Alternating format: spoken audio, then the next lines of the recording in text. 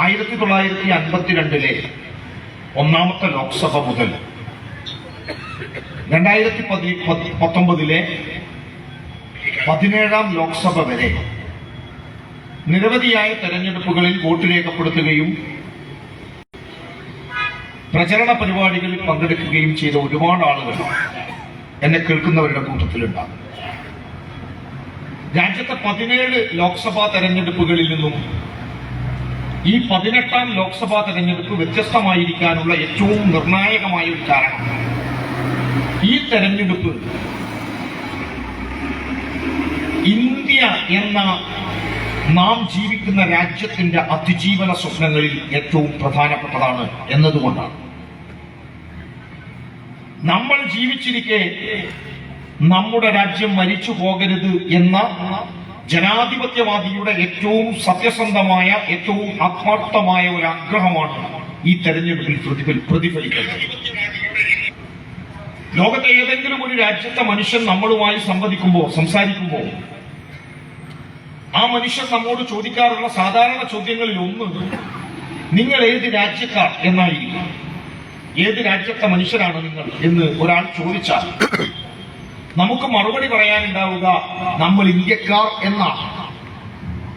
നമുക്ക് നാളെയും ഇന്ത്യക്കാരായി ജീവിക്കണ്ടേ പ്രിയപ്പെട്ടവരെ? ഇന്ത്യ എന്ന രാജ്യം നാം ജീവിച്ചിരിക്കെ നമ്മുടെ മുന്നിൽ മരിച്ചുപോയാൽ, നമ്മുടെ മുന്നിൽ അവസാനിച്ചാൽ നമ്മൾ പിന്നെ ഏത് രാജ്യത്തെ പൗരന്മാരായിരിക്കും? ഈ തെരഞ്ഞെടുപ്പിൽ ഇടതുപക്ഷം രാജ്യത്തോട് പറയാൻ ആഗ്രഹിക്കുന്ന ഏറ്റവും മൗലികമായ മുദ്രാവാക്യം ഇന്ത്യ എന്ന രാജ്യം നിലനിൽക്കണം എന്ന് തന്നെയാണ്. ഇന്ത്യ ബാക്കിയാവണം. ഇന്ത്യ എന്ന ആദർശത്തെ അട്ടിമറിക്കാൻ, ഇല്ലാതാക്കാൻ ശ്രമിക്കുന്ന രാജ്യം ഭരിക്കുന്ന സംഘപരിവാര ശക്തികളിൽ നിന്ന് ഇന്ത്യയെ നാം വീണ്ടെടുക്കേണ്ടതുണ്ട്. 1947 വരെ നമ്മുടെ രാജ്യം കൊളോണിയൽ ശക്തികളുടെ നിയന്ത്രണത്തിലായിരുന്നു. 1947 മുതൽ 2024 വരെ രാജ്യത്തിന്റെ ചരിത്രത്തെ ജനാധിപത്യ ഇന്ത്യയുടെ കാലം എന്നും 2024 ശേഷം ഒരു മതരാഷ്ട്രമായി ഇന്ത്യ മാറുന്നു എന്നും ചരിത്രം രേഖപ്പെടുത്തി വെക്കാൻ പാടില്ല. 2024 പ്രത്യേകത, ഈ തെരഞ്ഞെടുപ്പിൽ ഹിന്ദുത്വവാദികൾ രാജ്യത്തെ അധികാരത്തിലേക്ക് തിരിച്ചെത്തിക്കഴിഞ്ഞാൽ, അവർ വീണ്ടും രാജ്യത്തിന്റെ അധികാരം പിടിച്ചു കഴിഞ്ഞാൽ 2025 RSS രൂപീകരിക്കപ്പെട്ടതിന്റെ 100ാം വാർഷികമാണ് 2025 എന്നതാണ്. 1925 രൂപീകരിക്കപ്പെട്ട രാഷ്ട്രീയ സ്വയം സേവക് സംഘ് എന്ന സംഘടന 2025 100 വയസ്സ് പൂർത്തിയാക്കും. 100 വയസ്സ് പൂർത്തിയാവുന്ന RSSന് അവരുടെ ഏറ്റവും പ്രധാനപ്പെട്ട അജണ്ടയാണ് ഇന്ത്യ എന്ന മതനിരപേക്ഷ ജനാധിപത്യ രാജ്യത്തെ ഒരു ഹിന്ദുത്വ രാഷ്ട്രമാക്കി മാറ്റുക എന്നത്. അങ്ങനെ ഹിന്ദുത്വ രാഷ്ട്രമാക്കി ഇന്ത്യയെ മാറ്റണമെങ്കിൽ അവരുടെ മുന്നിൽ ഒരുപാട് തടസ്സങ്ങളുണ്ട്. ആ തടസ്സങ്ങളിൽ ഏറ്റവും പ്രധാനപ്പെട്ട ഒന്നാണ് ഇന്ത്യയിലെ ഫെഡറൽ സ്വഭാവം എന്ന് പറയുന്നത്. എന്താണ് നമ്മുടെ രാജ്യത്തിന്റെ ഫെഡറലിസം? എന്നെ കേൾക്കുന്ന പ്രിയപ്പെട്ട ഈ നാടിനകത്തെ സാധാരണ മനുഷ്യർ, ഒരുപക്ഷെ ഭരണഘടന ഒരിക്കൽ പോലും വായിക്കാത്തവർ, അതിനെക്കുറിച്ച് ആലോചിക്കാത്തവർ എന്നെ കേൾക്കുന്നവരുടെ കൂട്ടത്തിൽ ഉണ്ടാകും. ഈ തെരഞ്ഞെടുപ്പിൽ ഇടതുപക്ഷം ഈ നാടിനോട് കൃത്യമായും പറയുന്നത്, നമ്മുടെ രാജ്യത്തിന്റെ ഫെഡറൽ സ്വഭാവം സംരക്ഷിക്കപ്പെട്ടാൽ മാത്രമേ നമ്മുടെ രാജ്യത്തിന്റെ മതനിരപേക്ഷ ജനാധിപത്യ സ്വഭാവം നമുക്ക് നിലനിർത്താൻ കഴിയൂ. നിങ്ങളെല്ലാവരും രാജ്യത്തിന്റെ ഭരണഘടനയുടെ 1ാമത്തെ വകുപ്പ് ഒന്ന് സൂക്ഷ്മമായി പരിശോധിക്കണം. നമ്മുടെ രാജ്യത്തിന്റെ ഭരണഘടനയുടെ 1ാം വകുപ്പ് ആർട്ടിക്കിൾ 1 അതിങ്ങനെയാണ് പറയുന്നത്: India shall be Bharat, that is the union of state. നമ്മുടെ ഭരണഘടനയുടെ 1ാമത്തെ വകുപ്പാണ് ഇന്ത്യ അഥവാ ഭാരതം. അത് സംസ്ഥാനങ്ങളുടെ കൂട്ടമാണ്. എന്താണ് ഇന്ത്യ? ഇന്ത്യ എന്നാൽ സംസ്ഥാനങ്ങളുടെ കൂട്ടമാണ്. സംസ്ഥാനങ്ങളുടെ കൂട്ടമാണ് ഇന്ത്യ. അതിനെയാണ് ഡോക്ടർ BR അംബേദ്കർ വിശദീകരിച്ചത്. ഇന്ത്യൻ ഭരണഘടനയിൽ ഫെഡറലിസം എന്ന വാക്ക് പ്രയോഗിക്കുന്നില്ല. പക്ഷെ ഇന്ത്യ എന്താണ്? ഒരു ഫെഡറൽ രാജ്യമാണ്. എന്താണ് ഫെഡറൽ? ഫെഡറൽ എന്ന് പറഞ്ഞാൽ എന്നെ കേൾക്കുന്ന പ്രിയപ്പെട്ട മനുഷ്യസ്നേഹികൾ, ജനാധിപത്യവാദികൾ മനസ്സിലാക്കുക, ഫെഡറൽ രാജ്യം എന്ന് പറഞ്ഞാൽ നമുക്ക് കേന്ദ്ര സർക്കാരും സംസ്ഥാന സർക്കാരും ഉണ്ടാകും. കേന്ദ്രത്തിനും സംസ്ഥാനത്തിനും തമ്മിൽ ഭരണഘടനാപരമായ ബന്ധങ്ങൾ ഉണ്ടാകും. ഭരണഘടനാപരമായ സ്വഭാവത്തോടെ കേന്ദ്ര സംസ്ഥാന സർക്കാരുകൾ നിലനിൽക്കുന്ന ഒരു രാജ്യമാണ് ഇന്ത്യ. എന്തുകൊണ്ടാണ് ഇന്ത്യ ഒരു ഫെഡറൽ രാജ്യമായത്? എന്നെ കേൾക്കുന്ന പ്രിയപ്പെട്ട ജനാധിപത്യവാദികൾ പരിശോധിക്കൂ. ഇന്ത്യ ഒരു ഫെഡറൽ രാജ്യമാകാൻ, അഥവാ കേന്ദ്രവും സംസ്ഥാനവും ഭരണഘടനാപരമായി ഭരിക്കാൻ രണ്ട് പ്രധാനപ്പെട്ട കാരണങ്ങളുണ്ട് എന്നാണ് ഭരണഘടനാ വിദഗ്ധർ വിശദീകരിക്കുന്നത്. അതിൽ ഒന്നാമത്തെ കാരണം ഇന്ത്യ എന്ന രാജ്യത്തിന്റെ വലുപ്പമാണ്. ഈ രാജ്യം ഒരു വലിയ രാജ്യമാണ്. രണ്ടാമത്തെ കാരണം ഏറെ പ്രധാനപ്പെട്ടതാണ്. അത് ഈ നാട് ഈ തെരഞ്ഞെടുപ്പിൽ ചർച്ച ചെയ്യേണ്ടതാണ്. ആ കാരണം ഇതാണ്: socio cultural diversity of the nation, അഥവാ നമ്മുടെ രാജ്യത്തിന്റെ സാമൂഹികവും സാംസ്കാരികവുമായ വൈവിധ്യങ്ങൾ. നമ്മുടെ രാജ്യത്തിന്റെ പ്രത്യേകത, നമ്മൾ പണ്ടേ പറയുന്ന ഒരു കാര്യം, നാനാത്വത്തിൽ ഏകത്വത്തിന്റെ നാടാണ് ഇന്ത്യ. ഇന്ത്യയിൽ നിങ്ങൾക്ക് ഇഷ്ടമുള്ള മതവിശ്വാസമാവാം, നിങ്ങൾക്ക് ഇഷ്ടമുള്ള ഭക്ഷണ രീതിയാവാം, നിങ്ങൾക്ക് ഇഷ്ടമുള്ള ആചാര മര്യാദകളാവാം, നിങ്ങൾക്ക് ഇഷ്ടമുള്ള വസ്ത്രധാരണമാവാം. ഇന്ത്യക്ക് ഔപചാരികമായ മതമില്ല, ഇന്ത്യക്ക് ഔപചാരികമായ വസ്ത്രധാരണ രീതിയില്ല, ഇന്ത്യക്ക് ഔദ്യോഗികമായ ഭക്ഷണ സംസ്കാരമില്ല. ഓരോ വ്യക്തിക്കും ഓരോ സംസ്കാരങ്ങൾക്കും അവരുടേതായ രീതിയിൽ നിലനിൽക്കാൻ ഭരണഘടനാപരമായ സ്വാതന്ത്ര്യമുള്ള ഒരു രാജ്യത്തെയാണ് നമ്മൾ ഇന്ത്യ എന്ന് പറയുന്നത്. ഇന്ത്യയായി നിലനിൽക്കണമെങ്കിൽ ഇന്ത്യയുടെ ബഹുസ്വര സ്വഭാവം ഈ രാജ്യത്ത് നിലനിൽക്കണം. രാജ്യത്തിന്റെ ബഹുസ്വരത നിലനിൽക്കേണ്ടതുണ്ട്. അതുകൊണ്ടാണ് ഞാൻ വീണ്ടും ആവർത്തിക്കുന്നു, നമ്മുടെ രാജ്യത്തിന്റെ ഭരണഘടനയുടെ ഒന്നാമത്തെ വകുപ്പ് പറയുന്ന India shall be Bharat, that is the union of state എന്ന വാക്കുണ്ടല്ലോ, ആ വാക്ക് ഭരണഘടനയുടെ ഒന്നാമത്തെ വകുപ്പാണ്. ആ വകുപ്പിനകത്ത് വിശദീകരിക്കാൻ ശ്രമിക്കുന്ന കാര്യം, നമ്മുടെ രാജ്യത്ത് സംസ്ഥാനങ്ങൾ രൂപപ്പെട്ടു വന്നത് രാജ്യത്തിന്റെ സാംസ്കാരിക വൈവിധ്യങ്ങളെ സംരക്ഷിക്കുന്നതിന് വേണ്ടിയാണ്. രാജ്യത്തിന്റെ സാംസ്കാരിക വൈവിധ്യങ്ങളെ, ബഹുസ്വര സ്വഭാവത്തെ സംരക്ഷിക്കാനും നിലനിർത്താനും വേണ്ടിയാണ് ഇന്ത്യ എന്ന രാജ്യത്ത് ഫെഡറൽ സ്വഭാവം ഉണ്ടായത്. നമ്മുടെ രാജ്യത്തിന്റെ ഭരണഘടനാ വിദഗ്ധരും രാജ്യത്തിന്റെ സുപ്രീം കോടതിയിൽ ഏറ്റവും വലിയ കോൺസ്റ്റിറ്റ്യൂഷണൽ കേസിൽ രാജ്യത്തിന്റെ സുപ്രീം കോടതി പറയുന്ന ഒരു കാര്യമുണ്ട്, പ്രിയപ്പെട്ടവരെ, ഇന്ത്യൻ ഭരണഘടന നിങ്ങൾക്ക് മാറ്റാം, ഭേദഗതി വരുത്താം, പക്ഷേ ഭരണഘടനയിൽ ഒരിക്കലും മാറ്റാൻ പാടില്ലാത്ത ഒരു ഭാഗത്തെയാണ് നമ്മൾ ഫെഡറൽ സ്വഭാവം എന്ന് പറയുന്നത്. രാജ്യത്തിന്റെ ഫെഡറലിസം, രാജ്യത്തിന്റെ സെക്യുലറിസം, രാജ്യത്തിന്റെ ഭരണഘടനയുടെ ജനാധിപത്യ സ്വഭാവം അതൊരിക്കലും മാറ്റാൻ പാടില്ല. ഇനി എന്നെ കേൾക്കുന്ന പ്രിയപ്പെട്ട മനുഷ്യരോട് ഞാൻ മറ്റൊരു പുസ്തകത്തിന്റെ പേര് പറയുന്നു. നിങ്ങളിൽ പലരും അത് കേട്ട് കാണും. നമ്മുടെ നാട്ടിൽ ചില ആളുകൾ പറയുന്നത് ഞങ്ങളും BJP-ക്കെതിരാണ് എന്നാണ്, ഞങ്ങൾ BJP സർക്കാരിനെ മാറ്റുമെന്നാണ്. അങ്ങനെ പറയുന്നവർ RSSന്റെ ഐഡിയോളജിയോട്, RSS മുന്നോട്ട് വെക്കുന്ന ആശയങ്ങളോട് ഒരു തരത്തിലും അവർ തർക്കിക്കുന്നില്ല. അവർ സംഘപരിവാരത്തെ ആശയപരമായി ഉൾക്കൊള്ളുന്നവരാണ്. അവിടെയാണ് ഇടതുപക്ഷം, CPM, CPI, ഇടതുപക്ഷ പാർട്ടികൾ കൃത്യമായി പറയുന്നത്. നോക്കൂ നിങ്ങൾ, നമ്മുടെ രാജ്യത്ത് സംഘപരിവാരം നടപ്പിലാക്കാൻ ശ്രമിക്കുന്നത് എന്താണ് അത് തിരിച്ചറിയണമെങ്കിൽ നിങ്ങൾ മറ്റൊരു പുസ്തകം പരിശോധിക്കണം. അതിന്റെ പേര് വിചാരധാര എന്നാണ്. ഇന്ത്യയിൽ RSS നടപ്പിലാക്കുന്ന അവരുടെ അടിസ്ഥാനപരമായ കാര്യങ്ങളെല്ലാം അവർ ചെയ്യുന്നത് വിചാരധാരയുടെ പിൻബലത്തിലാണ്. എന്താണ് വിചാരധാര? RSSന്റെ 33 വർഷത്തെ അഖിലേന്ത്യാ നേതാവിനെയാണ് സർ സംഘ് ചാലക് എന്ന് പറയുന്നത്. അവരുടെ സർ സംഘ് ചാലകായി 33 വർഷം ഇരുന്ന ഒരു വ്യക്തിയുണ്ട്. ആ വ്യക്തിയുടെ പേരാണ് മാധവ സദാശിവ ഗോൾവാൾക്കർ. ആ ഗോൾവാൾക്കർ എഴുതി തയ്യാറാക്കിയ പുസ്തകം വിചാരധാര. ആ വിചാരധാരയുടെ 23ാമത്തെ അധ്യായത്തിന്റെ തലക്കെട്ട് എന്നെ കേൾക്കുന്നവരൊന്ന് പരിശോധിക്കൂ. അതിങ്ങനെയാണ്: ഏകഘടകരാഷ്ട്രം ആവശ്യം. ഇന്ത്യയിൽ എന്താണ് വേണ്ടത്? ഏകഘടകരാഷ്ട്രം. എന്താണ് ഏകഘടകം? ഏകഘടകരാഷ്ട്രം എന്ന് പറഞ്ഞാൽ ഒരു കേന്ദ്ര സർക്കാർ മാത്രമുള്ള, സംസ്ഥാനങ്ങളില്ലാത്ത, സംസ്ഥാനങ്ങൾക്ക് ഭരണഘടനാപരമായ അധികാരങ്ങളില്ലാത്ത ഒരു രാജ്യമായി ഇന്ത്യയെ മാറ്റണം. ഇത് ഹിന്ദുത്വവാദത്തിന്റെ, സംഘപരിവാരത്തിന്റെ അടിസ്ഥാനപരമായ ലക്ഷ്യമാണ്. അതുകൊണ്ട് അവർ കേരളത്തിലെ ഇടതുപക്ഷ ജനാധിപത്യ മുന്നണി സർക്കാരിനെ ദുർബലപ്പെടുത്താൻ വേണ്ടി ശ്രമിക്കുന്നത് നമ്മളുടെ ഏതെങ്കിലും ഒരു ഗവൺമെന്റിനെ താഴെ ഇറക്കാനല്ല. പിണറായി വിജയൻ എന്ന് പറയുന്ന CPIM പോളിറ്റ് ബ്യൂറോ അംഗമായ കേരളത്തിന്റെ മുഖ്യമന്ത്രിയെ അധികാരത്തിൽ നിന്ന് താഴെ ഇറക്കുക എന്ന ലക്ഷ്യം മാത്രമല്ല ഇന്ത്യൻ സംഘപരിവാരത്തിനുള്ളത്. അവരുടെ അടിസ്ഥാനപരമായ ലക്ഷ്യം ഇന്ത്യയിലെ സംസ്ഥാനങ്ങളെ മുഴുവൻ ദുർബലപ്പെടുത്തിക്കൊണ്ട് ഇല്ലാതാക്കിക്കൊണ്ട് ഇന്ത്യയെ ഒരു കേന്ദ്ര സർക്കാരിന്റെ മാത്രം ആധിപത്യമുള്ള ഏക ഘടക രാഷ്ട്രമാക്കി യൂണിറ്ററി അഥവാ ഫെഡറലിസത്തിന്റെ ഓപ്പോസിറ്റ് വാക്കാണ്. ഫെഡറൽ ആയാൽ രണ്ടുണ്ടാകും. ഞാൻ പറയുന്നത് മനസ്സിലാവുണ്ടാവും വിചാരിക്കുന്നു. സാധാരണ ഒരു തെരഞ്ഞെടുപ്പ് പൊതുയോഗ പ്രസംഗത്തിനപ്പുറം ഒരു സെമിനാറിന്റെ സ്റ്റൈലിലാണ് ഞാൻ പോകുന്നത് എന്ന് എനിക്കറിയാം. എന്റെ പ്രസംഗങ്ങൾ തന്നെ നിങ്ങളും പലപ്പോഴും കേട്ടിട്ടുണ്ടാവും. പ്രിയപ്പെട്ടവരെ, ഞാനും നിങ്ങളുമൊക്കെ അങ്ങാടിയിൽ നമ്മൾ നടക്കുന്ന വഴികളിൽ, പണിയിടങ്ങളിൽ, തൊഴിലിടങ്ങളിലൊക്കെ നമ്മൾ ഭരണഘടനയെക്കുറിച്ചും രാജ്യത്തെക്കുറിച്ചും പറയേണ്ട നിർണായകമായ ഒരു കാലമാണിത്.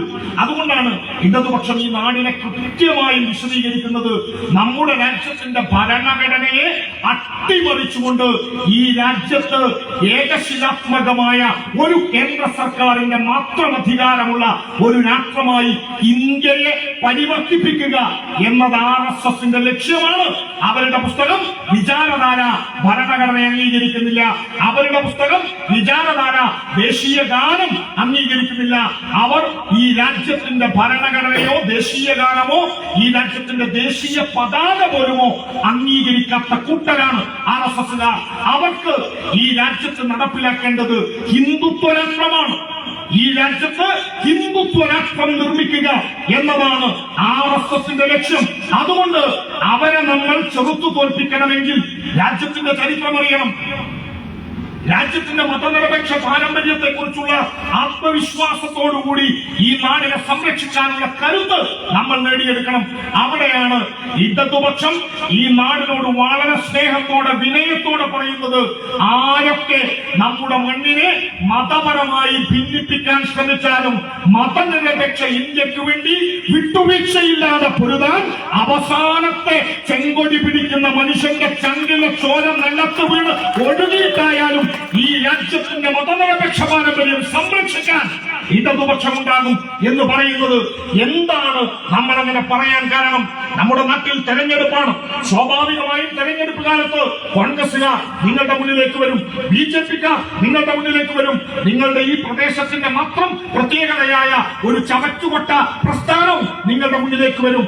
അങ്ങനെയുള്ള ചില ചവറ്റുകൊട്ട രാഷ്ട്രീയക്കാരും നിങ്ങളുടെ മുന്നിലേക്ക് വരുമ്പോ അത്തരം ആളുകളോട് നമ്മൾ ചോദിക്കേണ്ട ഏറ്റവും നിർണായകമായ ചോദ്യമുണ്ട്. ഞാൻ അതിനെ കൂടുതൽ വിശദീകരിക്കാത്തത്, ഇവിടെ മാത്രമുള്ള ആൾക്കാരിന്റെ അമ്മയൊക്കെ പറയലുണ്ട്, തക്കാളിപ്പട്ടിക്ക് ഗോദ്രേജിന്റെ കൂട്ടുന്നു ഉണ്ട്. ഇവിടെ മാത്രം ഈ സാധനം ഉണ്ടല്ലോ, അധിക കാലമൊന്നുമില്ല.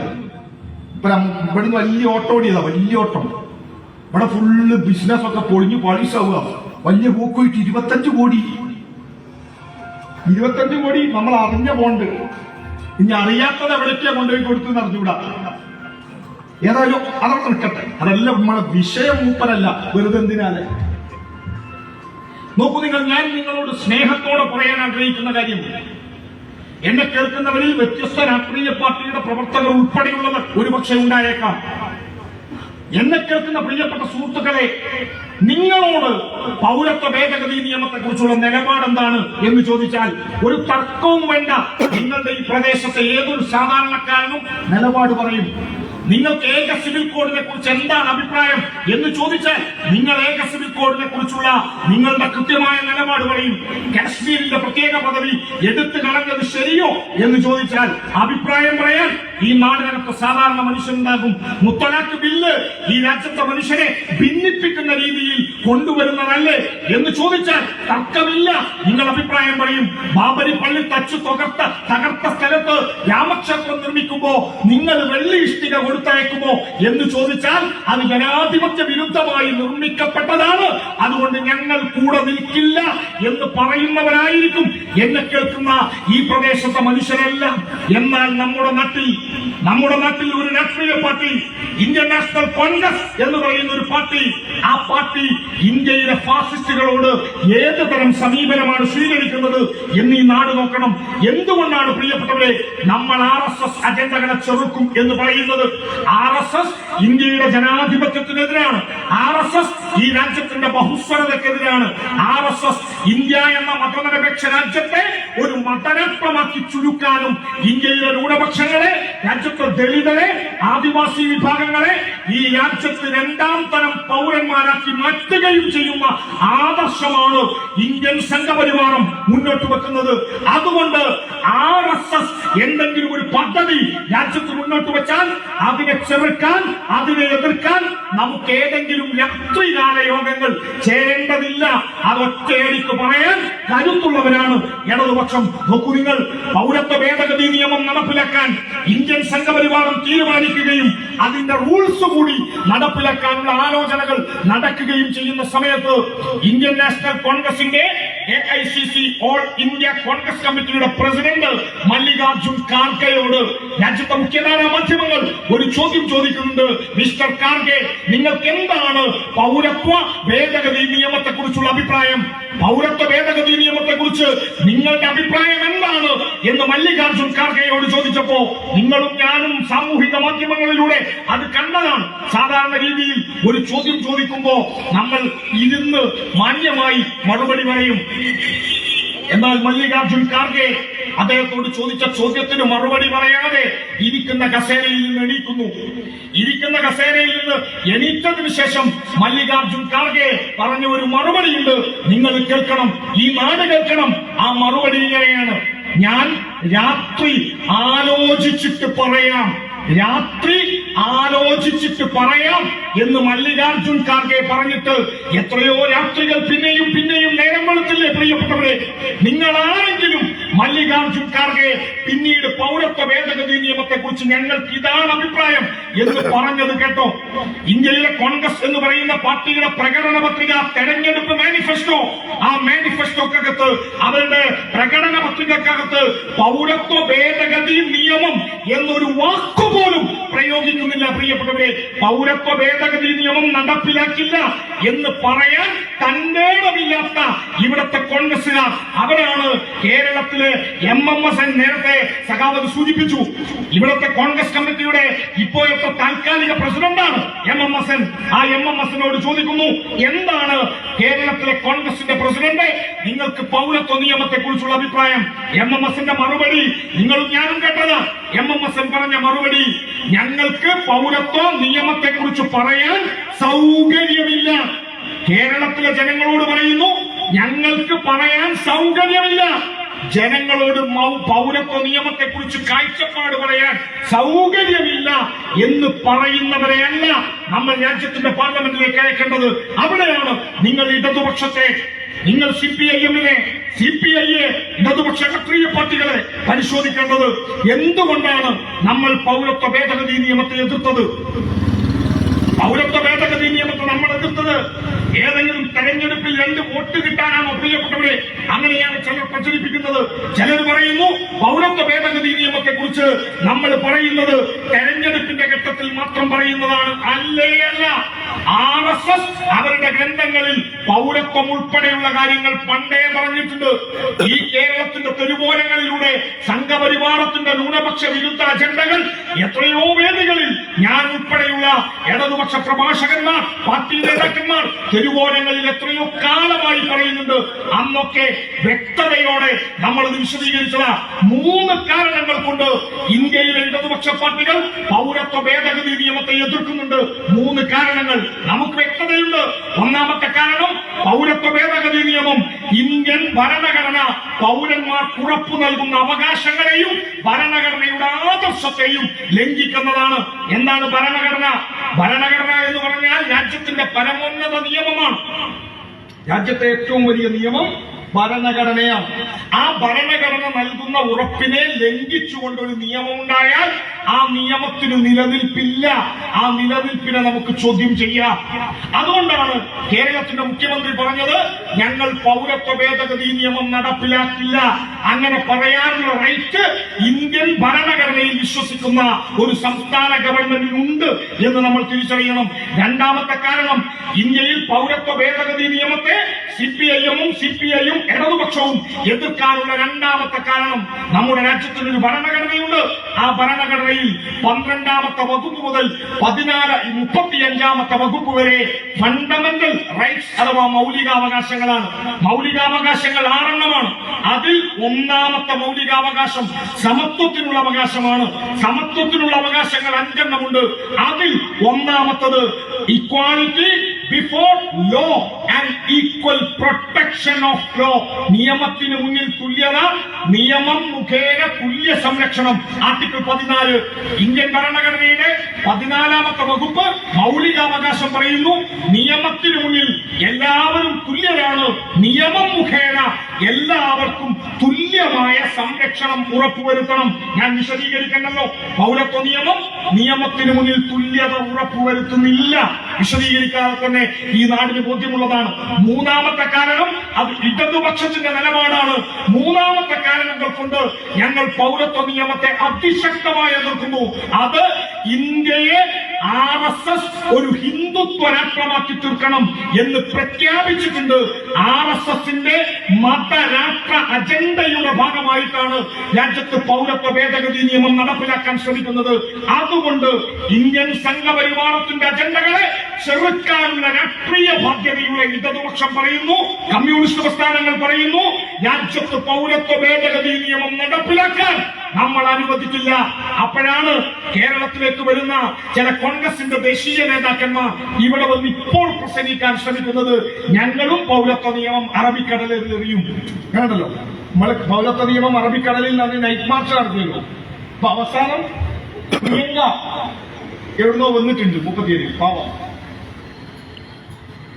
ഇവിടെ വന്നിട്ട് ഇവിടെ ഈ രാഹുൽ മാങ്കൂട്ടൊക്കെയാണ് ഈ പ്രസംഗം എഴുതി കൊടുക്കുന്നത്. അതുകൊണ്ടാണ് മൂപ്പരാൾ പനിയായിട്ട് ഇന്നിപ്പോ ആലപ്പുഴയിൽ വരാൻ പറഞ്ഞിട്ട് രാഹുൽ വന്നിട്ടില്ല.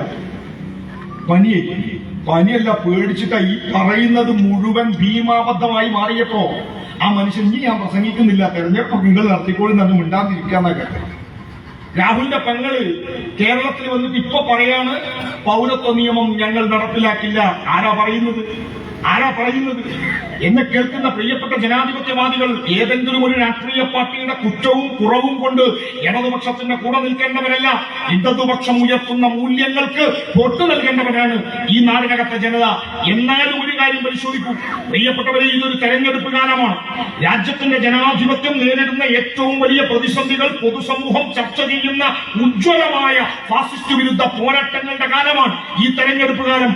ഈ തെരഞ്ഞെടുപ്പ് കാലത്ത് ഇന്നലെ എന്റെ നാട് നിലമ്പൂരാണ്, ഞങ്ങളുടെ തൊട്ടടുത്തുള്ള അരീക്കോട് ഒരു മുസ്ലിം ലീഗിന്റെ ചെറുപ്പക്കാരൻ ഞങ്ങളുടെ നാട്ടിൽ ഒരു തോട്ടിലേക്ക് പറന്നുപോയി. വിജയിന്റെ സിനിമയിലൊക്കെ പോയില്ല. ആകെ എമ്പം ചെയ്തൊരു തെറ്റേ ഉള്ളൂ, ഓന്റെ കൊടി പാവം കുറെ നേരം ഈ അരി കെട്ടി നടക്കുന്നത്. എത്ര നേരച്ചിട്ടാ ഈ കൊടി അരി കെട്ടുക? ആ കെട്ടിയ കൊടി എടുത്തിട്ടൊന്ന് വീശിയതാ, ചൂടെടുത്തിട്ട്. അത് കൊടി വീശിയൊന്നുമല്ല, ചൂടെടുത്തപ്പോ ഈ അരിന്നൊന്ന് അയച്ചിട്ട് ഇങ്ങനെ വീശിയതാ. ഓനെ കോൺഗ്രസ്സുകാരെല്ലാവരും കൂടി പാടത്തേക്ക് ഒരു ഏറ്റേട്ട. എന്നെ കേൾക്കുന്ന പ്രിയപ്പെട്ട മനുഷ്യരോട് സ്വാഭാവികമായും ഒരു തമാശ രൂപത്തിൽ ഞാനിത് പറയുമ്പോൾ നിങ്ങൾ തമാശ കേട്ടതുപോലെ വിചാരിക്കും. എന്നാലും ഞാൻ എന്റെ ഒരു വലിയ സംശയം ചോദിക്കട്ടെ. ഒരു പൊതുയോഗം, നമ്മൾ വലിയ പ്രസംഗം നല്ല സിമ്പിളായ ഒരു ചോദ്യം, എന്താണ് കാരണം? അങ്ങനെ ഉണ്ടല്ലോ, ഇന്ത്യയുടെ ദേശീയ പ്രസ്ഥാനത്തിന്റെ കാലത്ത് പോലും ത്രിവർണ്ണ പതാക ഈ രാജ്യത്തെ ഭരിച്ച സാമ്രാജ്യ ശക്തികൾക്ക് മുന്നിൽ ഉയർത്തിപ്പിടിക്കാൻ തന്നേടം കാണിച്ചവർ നമ്മുടെ രാജ്യത്തുണ്ടായിരുന്നു. അവർക്ക് മുന്നിൽ പോലും, സാമ്രാജ്യത്വ ശക്തികൾക്ക് മുന്നിൽ പോലും ഉയർത്തിപ്പിടിക്കാൻ ധൈര്യം കാണിച്ച കൊടിയടയാളം ഇന്ന് ഉയർത്തിപ്പിടിക്കാൻ ധൈര്യം കാണിക്കാത്തത് എന്തേ? കോൺഗ്രസ് എന്ത് മുസ്ലിം ലീഗിന്റെ പതാക ഞങ്ങൾ ഉയർത്തരുത്, പകരം ബലൂണും പിപ്പിളിയുമായി കുഞ്ഞാലിക്കുട്ടി സാഹിബേ വരൂ എന്ന് പറയുന്നവർ, കുഞ്ഞാലിക്കുട്ടി എന്ന് പറയുന്ന മുസ്ലിം ലീഗിന്റെ സമുന്നത നേതാവേ, രാഹുൽ ഗാന്ധിയുടെ ജീപ്പിൽ നിന്ന് ഇറക്കി വിടുന്ന കാഴ്ച ഈ കേരളം കണ്ടതാ. ഇറക്കി വിടുന്ന കാഴ്ച കേരളം കണ്ടതാ. എന്തുകൊണ്ട് ഇങ്ങനെ? സ്വാഭാവികമായും നമ്മുടെ നാട്ടിൽ ചില ആളുകളോട് ചോദിക്കുമ്പോ അവർ പറയുന്ന ഒരു മറുപടിയുണ്ട്. അത് ഉത്തരേന്ത്യയിൽ ബിജെപിക്കാർ തെറ്റായ പ്രചരണം നടത്തും. ഇതല്ലേ മറുപടി? ബിജെപിക്കാർ ഇതാ പാകിസ്ഥാന്റെ കൊടി പിടിക്കുന്നു എന്ന് പറഞ്ഞ് പ്രചരണം നടത്തുമെന്നാണ്. ജനതാദളിന്റെ കൊടി പച്ചയാണ്. ഈ രാജ്യത്ത് എത്രയോ രാഷ്ട്രീയ പാർട്ടികളുടെ കൊടിയിൽ പച്ചയുണ്ട്. എന്നിട്ടും എന്റെ ഈ പച്ചക്കൊടി ഇങ്ങനെ ഉയർത്തിയാൽ അത് പാകിസ്ഥാന്റെ കൊടിയാണ് എന്ന് പറയുന്നത് ഉത്തരേന്ത്യയിൽ RSS ഇതാ കോൺഗ്രസ് ബിജെപിക്കാർ പ്രചരിപ്പിക്കുമത്രേ. കോൺഗ്രസ് ഇതാ പാകിസ്ഥാന്റെ കൊടി പിടിക്കുന്നു എന്ന് പറയും. എന്നെ കേൾക്കുന്ന പ്രിയപ്പെട്ട മനുഷ്യരെ, നിങ്ങളിൽ എത്രയോ പേർ വേദനയോടെ കണ്ടതല്ലേ ഇന്ത്യയിലെ സമാധാനപരമായ രാജ്യത്തിന്റെ ചരിത്രത്തിലെ ഏറ്റവും സുന്ദരമായ നിർമ്മിതികളിൽ ഒന്നായിരുന്നുവല്ലോ ബാബരി മസ്ജിദ്. ആ ബാബരി മസ്ജിദിന്റെ തങ്കത്താഴികക്കുടങ്ങളെ തച്ചു തകർത്ത് അവിടെ രാമക്ഷേത്രം നിർമ്മിച്ചപ്പോ ആ രാമക്ഷേത്രത്തിന്റെ ഉദ്ഘാടന ചടങ്ങിന്റെ ദിവസം ഇതാ ഞാൻ ഉദ്ഘാടനത്തിൽ പങ്കെടുക്കും എന്ന് പ്രഖ്യാപിച്ച എത്രയെത്ര കോൺഗ്രസ് നേതാക്കന്മാരെ നിങ്ങൾ കണ്ടിട്ടുണ്ട്. ഏതെങ്കിലും ഒരു കോൺഗ്രസ് നേതാവിനോട് നിങ്ങൾ ഇങ്ങനെ പറയരുത്, അത് ന്യൂനപക്ഷ സമുദായങ്ങളെ വേദനിപ്പിക്കുമെന്ന് പറഞ്ഞ ഒരു കോൺഗ്രസ് നേതാവിന്റെ പ്രസ്താവന നിങ്ങൾ കണ്ടോ പ്രിയപ്പെട്ടവരെ? പ്രിയങ്ക ഗാന്ധി ഇന്ന് കോൺഗ്രസിന്റെ അഖിലേന്ത്യാ ജനറൽ സെക്രട്ടറിയാണ്. ആ പ്രിയങ്കയാണ് പറഞ്ഞത്, ഞങ്ങളാണ് രാമക്ഷേത്രം നിർമ്മിക്കാൻ ആദ്യം പദ്ധതിയിട്ടത്, അതുകൊണ്ട് വെള്ളി ഇഷ്ടികകൾ ഞാൻ രാമക്ഷേത്രത്തിലേക്ക് കൊടുത്തയക്കും എന്ന് പ്രസ്താവന നടത്തിയത് ഈ പ്രിയങ്കയാണ്. ആരെങ്കിലും കേട്ടോ? എന്നെ കേൾക്കുന്ന പ്രിയപ്പെട്ട നാട്ടുകാരെ, ആരെങ്കിലും ഏതെങ്കിലും ഒരു കോൺഗ്രസിന്റെ നേതാവ് വന്നിട്ട് പറയുന്നു, പ്രിയപ്പെട്ട പ്രിയങ്ക നിങ്ങൾ അങ്ങനെ പറയരുത്, അങ്ങനെ പറഞ്ഞാൽ ന്യൂനപക്ഷങ്ങൾക്ക് വേദനിക്കും, അതുകൊണ്ട് അങ്ങനെ പറയരുത് എന്ന് പറയുന്നത് നിങ്ങൾ ആരെങ്കിലും കേട്ടോ? അന്ന് പറഞ്ഞില്ല. ആ മനുഷ്യനാണ് ഇപ്പോൾ പറയുന്നത് ലീഗിന്റെ കൊടി കൂടെ പിടിച്ചാൽ അത് പാകിസ്ഥാന്റെ കൊടിയാണെന്ന് കരുതും. അപ്പോൾ തെരഞ്ഞെടുപ്പ് ഘട്ടത്തിൽ ഒരു കൊടി, സ്വന്തം പാർട്ടിയുടെ ചരിത്രമുള്ള, സ്വന്തം പാർട്ടിയുടെ അഭിമാനബോധമുള്ള ഒരു പതാക ഒന്ന് ഉയർത്തിപ്പിടിക്കാൻ തന്നേടമില്ലാത്ത പാർട്ടികൾ എങ്ങനെയാണ് പ്രിയപ്പെട്ടവരെ ഈ രാജ്യത്ത് ഫാസിസ്റ്റ് വിരുദ്ധ പോരാട്ടം നടത്തുക? അവർ നിൽക്കുമോ? ഈ രാജ്യത്തെ ന്യൂനപക്ഷങ്ങളെ, ഈ രാജ്യത്തെ പാവപ്പെട്ട മനുഷ്യരെ വേട്ടയാടാൻ ഫാസിസ്റ്റുകൾ വരുമ്പോ അവരുണ്ടാകുമ്പോ ഈ നാടിനകത്തെ ജനങ്ങളുടെ കൂടെ അവിടെയാണ് ഇടതുപക്ഷം പറയുന്നത്. നോക്കൂ നിങ്ങൾ, ഈ രാജ്യത്താണ് ഏക സിവിൽ കോഡ് രാജ്യത്തിന്റെ പാർലമെന്റിലേക്ക് കൊണ്ടുവന്നത്. ഏക സിവിൽ കോഡ് രാജ്യത്തിന്റെ പാർലമെന്റിലേക്ക് കൊണ്ടുവന്നപ്പോ ഈ നിമിഷം വരെ ഇന്ത്യൻ നാഷണൽ കോൺഗ്രസ് ഏക സിവിൽ കോഡ് നടപ്പിലാക്കുന്നതിനെ കുറിച്ച് ഒരു നിലപാട് പറഞ്ഞിട്ടില്ല. ഇടതുപക്ഷം പറഞ്ഞിട്ടുണ്ട്. കാശ്മീരിന്റെ പ്രത്യേക പദവി എടുത്തു കളഞ്ഞപ്പോ 370-ാം വകുപ്പ് റദ്ദു ചെയ്തപ്പോ നിങ്ങളുടെ ഈ പ്രദേശം ഉൾപ്പെടെയുള്ള കേരളത്തിലെ മുഴുവൻ ലോക്കൽ കേന്ദ്രങ്ങളിലും CPIM ഇടതുപക്ഷ പാർട്ടികൾ കാശ്മീർ ഐക്യദാർഢ്യ സദസ് നടത്തിയിരുന്നു. ഓർമ്മയില്ലേ നിങ്ങൾക്ക്? കാശ്മീരിലെ ഏതെങ്കിലും ഒരാൾ നമുക്ക് വന്ന് വോട്ട് ചെയ്യും എന്ന് കരുതിയിട്ടാണോ കാശ്മീർ ഐക്യദാർഢ്യ സദസ് നടത്തിയത്? ഏതെങ്കിലും ഒരു കോൺഗ്രസ് നേതാവ് കാശ്മീരിന്റെ പ്രത്യേക പദവി എടുത്തു കളഞ്ഞത് തെറ്റാണ് എന്ന് ദേശീയ തലത്തിൽ പറയുന്നത് നിങ്ങൾ ആരെങ്കിലും കേട്ടോ പ്രിയപ്പെട്ടവരെ? അവിടെയാണ് ഈ നാടിനോട് ഞങ്ങൾക്ക് ഇടതുപക്ഷത്തിന് വിനയത്തോടെ പറയാനുള്ളത്. ഇന്ത്യ മഹാരാജ്യത്തിന്റെ ജനാധിപത്യ മൂല്യങ്ങൾ വീണ്ടെടുക്കണമെങ്കിൽ ഫാസിസ്റ്റ് സംവിധാനങ്ങളോട് വിട്ടുവീഴ്ചയില്ലാതെ പൊരുതാനുള്ള, അവർക്കെതിരെ ആശയപരമായ പ്രചരണം നടത്താനുള്ള കരുത്ത് ഈ നാടിനുണ്ടാവണം. അവിടെയാണ് BJP ഉന്നയിക്കുന്ന മുദ്രാവാക്യങ്ങൾ രാജ്യവ്യാപകമായി ഉന്നയിക്കുന്നവരായി നമ്മുടെ നാട്ടിലെ കോൺഗ്രസുകാർ മാറുന്നത്. എന്നെ കേൾക്കുന്ന പ്രിയപ്പെട്ടവരോട്, ബീഫിന്റെ പേരിൽ, പശുവിന്റെ പേരിൽ കൊല്ലപ്പെട്ട എത്രയോ മനുഷ്യരെ നിങ്ങൾ കണ്ടതല്ലേ? ഓർമ്മയില്ലേ? പെഹലൂക്കാനെ 17 വയസ്സാണ് അവന്റെ പ്രായം. 17 വയസ്സ്. ഒരു ദിവസം തന്റെ വീട്ടിൽ ഉമ്മയുടെയും പെങ്ങന്മാരുടെയും പട്ടിണി കണ്ട് വേദനിച്ചപ്പോ ആ 17 വയസ്സുകാരൻ തന്റെ പുസ്തകക്കെട്ടുകൾ ഉപേക്ഷിച്ച് ഒരു വണ്ടിയിൽ പണിക്ക് പോയി, വാഹനത്തിൽ പണിക്ക് പോയി. ആ ദിവസം ആ വണ്ടിയിൽ പശുക്കളെയാണ്, നാൽക്കാലികളെയാണ് കൊണ്ടുപോയത്. അങ്ങനെ നാൽക്കാലികളെ കൊണ്ടുപോകുന്ന ഒരു ലോറിയിൽ ഇങ്ങനെ പോകുന്ന സമയത്ത് ആ വണ്ടി തടഞ്ഞു നിർത്തി 17 വയസ്സുള്ള പെഹലൂക്കാൻ എന്ന ചെറുപ്പക്കാരനെ, കുട്ടിയെ തല്ലിക്കൊന്ന് മരത്തിന്റെ കൊമ്പത്ത് കെട്ടിത്തൂക്കിയത് ഈ രാജ്യം കണ്ടതാണ്. ആരാണ് പ്രിയപ്പെട്ടവരെ ഇന്ത്യയിൽ ഗോവധ നിരോധനം എന്ന മുദ്രാവാക്യം മുന്നോട്ട് വെച്ചത്? ആരാണ് പ്രിയപ്പെട്ടവരെ ഇന്ത്യയിൽ ഗോവധ നിരോധന ക്യാമ്പയിൻ ആരംഭിച്ചത്? സംശയമുണ്ടാകും, നിങ്ങൾക്ക് തർക്കമുണ്ടാകും. എന്നെ കേൾക്കുന്നവർക്ക് ഞാൻ നെഞ്ചത്ത് കൈവച്ച് ഉറപ്പിച്ചു പറയുന്നു, ഇന്ത്യയിൽ ഏറ്റവും കൂടുതൽ സംസ്ഥാനങ്ങളിൽ ഗോവധ നിരോധനം നടപ്പിലാക്കിയ രാഷ്ട്രീയ പാർട്ടിയുടെ പേര് ഭാരതീയ ജനതാ പാർട്ടി എന്നല്ല, ഇന്ത്യൻ നാഷണൽ കോൺഗ്രസ് എന്നാണ്. ഇന്ത്യയുടെ ചരിത്രത്തിൽ സ്വതന്ത്രാനന്തരം ഗോവധ നിരോധന ക്യാമ്പയിൻ ഏറ്റെടുത്ത നേതാവിന്റെ പേര് ഗുൽസരിലാൽ നന്ദ എന്നാണ്. നെഹ്റു ഭരിച്ചപ്പോൾ രാജ്യത്തിന്റെ താൽക്കാലിക പ്രധാനമന്ത്രിയും ഇന്ത്യൻ പ്ലാനിംഗ് കമ്മീഷന്റെ ആദ്യത്തെ ഉപാധ്യക്ഷനുമായിരുന്നു ഗുൽസരിലാൽ നന്ദ. സംശയമുണ്ടോ ഞാൻ പറയുന്നതിൽ? എങ്കിൽ നിങ്ങൾ റഫർ ചെയ്യൂ. ഈ അടുത്ത കാലത്ത് നമ്മുടെ രാജ്യത്ത് ഏറെ ചർച്ച ചെയ്യപ്പെട്ട PN ഗോപികൃഷ്ണൻ എന്ന കവിയുടെ ഹിന്ദുത്വ രാഷ്ട്രീയത്തിന്റെ കഥ എന്ന വലിയ പുസ്തകം. ആ പുസ്തകത്തിൽ PN ഗോപികൃഷ്ണൻ തെളിവുകളുടെ അടിസ്ഥാനത്തിൽ കോൺഗ്രസിന്റെ നിലപാടില്ലായ്മ വിശദീകരിക്കുന്നുണ്ട്. ഈ കേരളത്തിലേക്ക് നോക്കൂ, ഈ തെരഞ്ഞെടുപ്പിലേക്ക് നോക്കൂ. ഈ തെരഞ്ഞെടുപ്പിൽ നമ്മുടെ തൊട്ടടുത്ത സംസ്ഥാന ജില്ലകളിൽ, തൊട്ടടുത്ത മണ്ഡലങ്ങളിൽ മത്സരിക്കുന്ന സ്ഥാനാർത്ഥികൾ നിങ്ങളുടെ ഈ തൊട്ടടുത്ത എറണാകുളം ജില്ല, എറണാകുളം മണ്ഡലത്തിലെ BJPയുടെ സ്ഥാനാർത്ഥി ആരായിരുന്നു? എറണാകുളം മണ്ഡലത്തിലെ BJPയുടെ സ്ഥാനാർത്ഥി UDF കൊണ്ടുവന്ന കാലടി സർവകലാശാലയുടെ വൈസ് ചാൻസലറും കോൺഗ്രസിന്റെ നേതാവുമായിരുന്നു. മലപ്പുറം മണ്ഡലം എന്റെ നാട്. ആ മലപ്പുറം മണ്ഡലത്തിൽ BJPയുടെ സ്ഥാനാർത്ഥി മുൻ കാലിക്കറ്റ് സർവകലാശാല വൈസ് ചാൻസലറും മുസ്ലിം ലീഗ് എന്ന UDF വൻ സംവിധാനം കൊണ്ടുവന്ന ഒരാളുമാണ്. കണ്ണൂരിലെ UDFന്റെ സ്ഥാനാർത്ഥിയായി 2021 നിയമസഭാ തെരഞ്ഞെടുപ്പിൽ സഖാവ് പിണറായി വിജയനെതിരെ മത്സരിച്ച രഘുനാഥ് എന്ന് പറയുന്ന വ്യക്തിയാണ് ഇന്ന് അവിടെ BJPയുടെ സ്ഥാനാർത്ഥി. BJPയെ ശക്തിപ്പെടുത്താനുള്ള മുദ്രാവാക്യങ്ങൾ മുന്നോട്ട് വെക്കുന്നവരായി നമ്മുടെ നാടിനകത്ത് കോൺഗ്രസ് മാറുമ്പോ ആ കോൺഗ്രസ് സംവിധാനത്തെ കൊണ്ട് രാജ്യത്തെ ഫാസിസത്തെ ചെറുത്തു തോൽപ്പിക്കാൻ കഴിയില്ല എന്ന് ഈ നാട് തിരിച്ചറിയണം. അവിടെയാണ് ഇടതുപക്ഷത്തിന്റെ പ്രസക്തി. അപ്പൊ ചില ആളുകൾ ചോദിക്കും, സ്വാഭാവികമായും ചോദിക്കും, അത് നിങ്ങൾ എവിടെയാണുള്ളത്?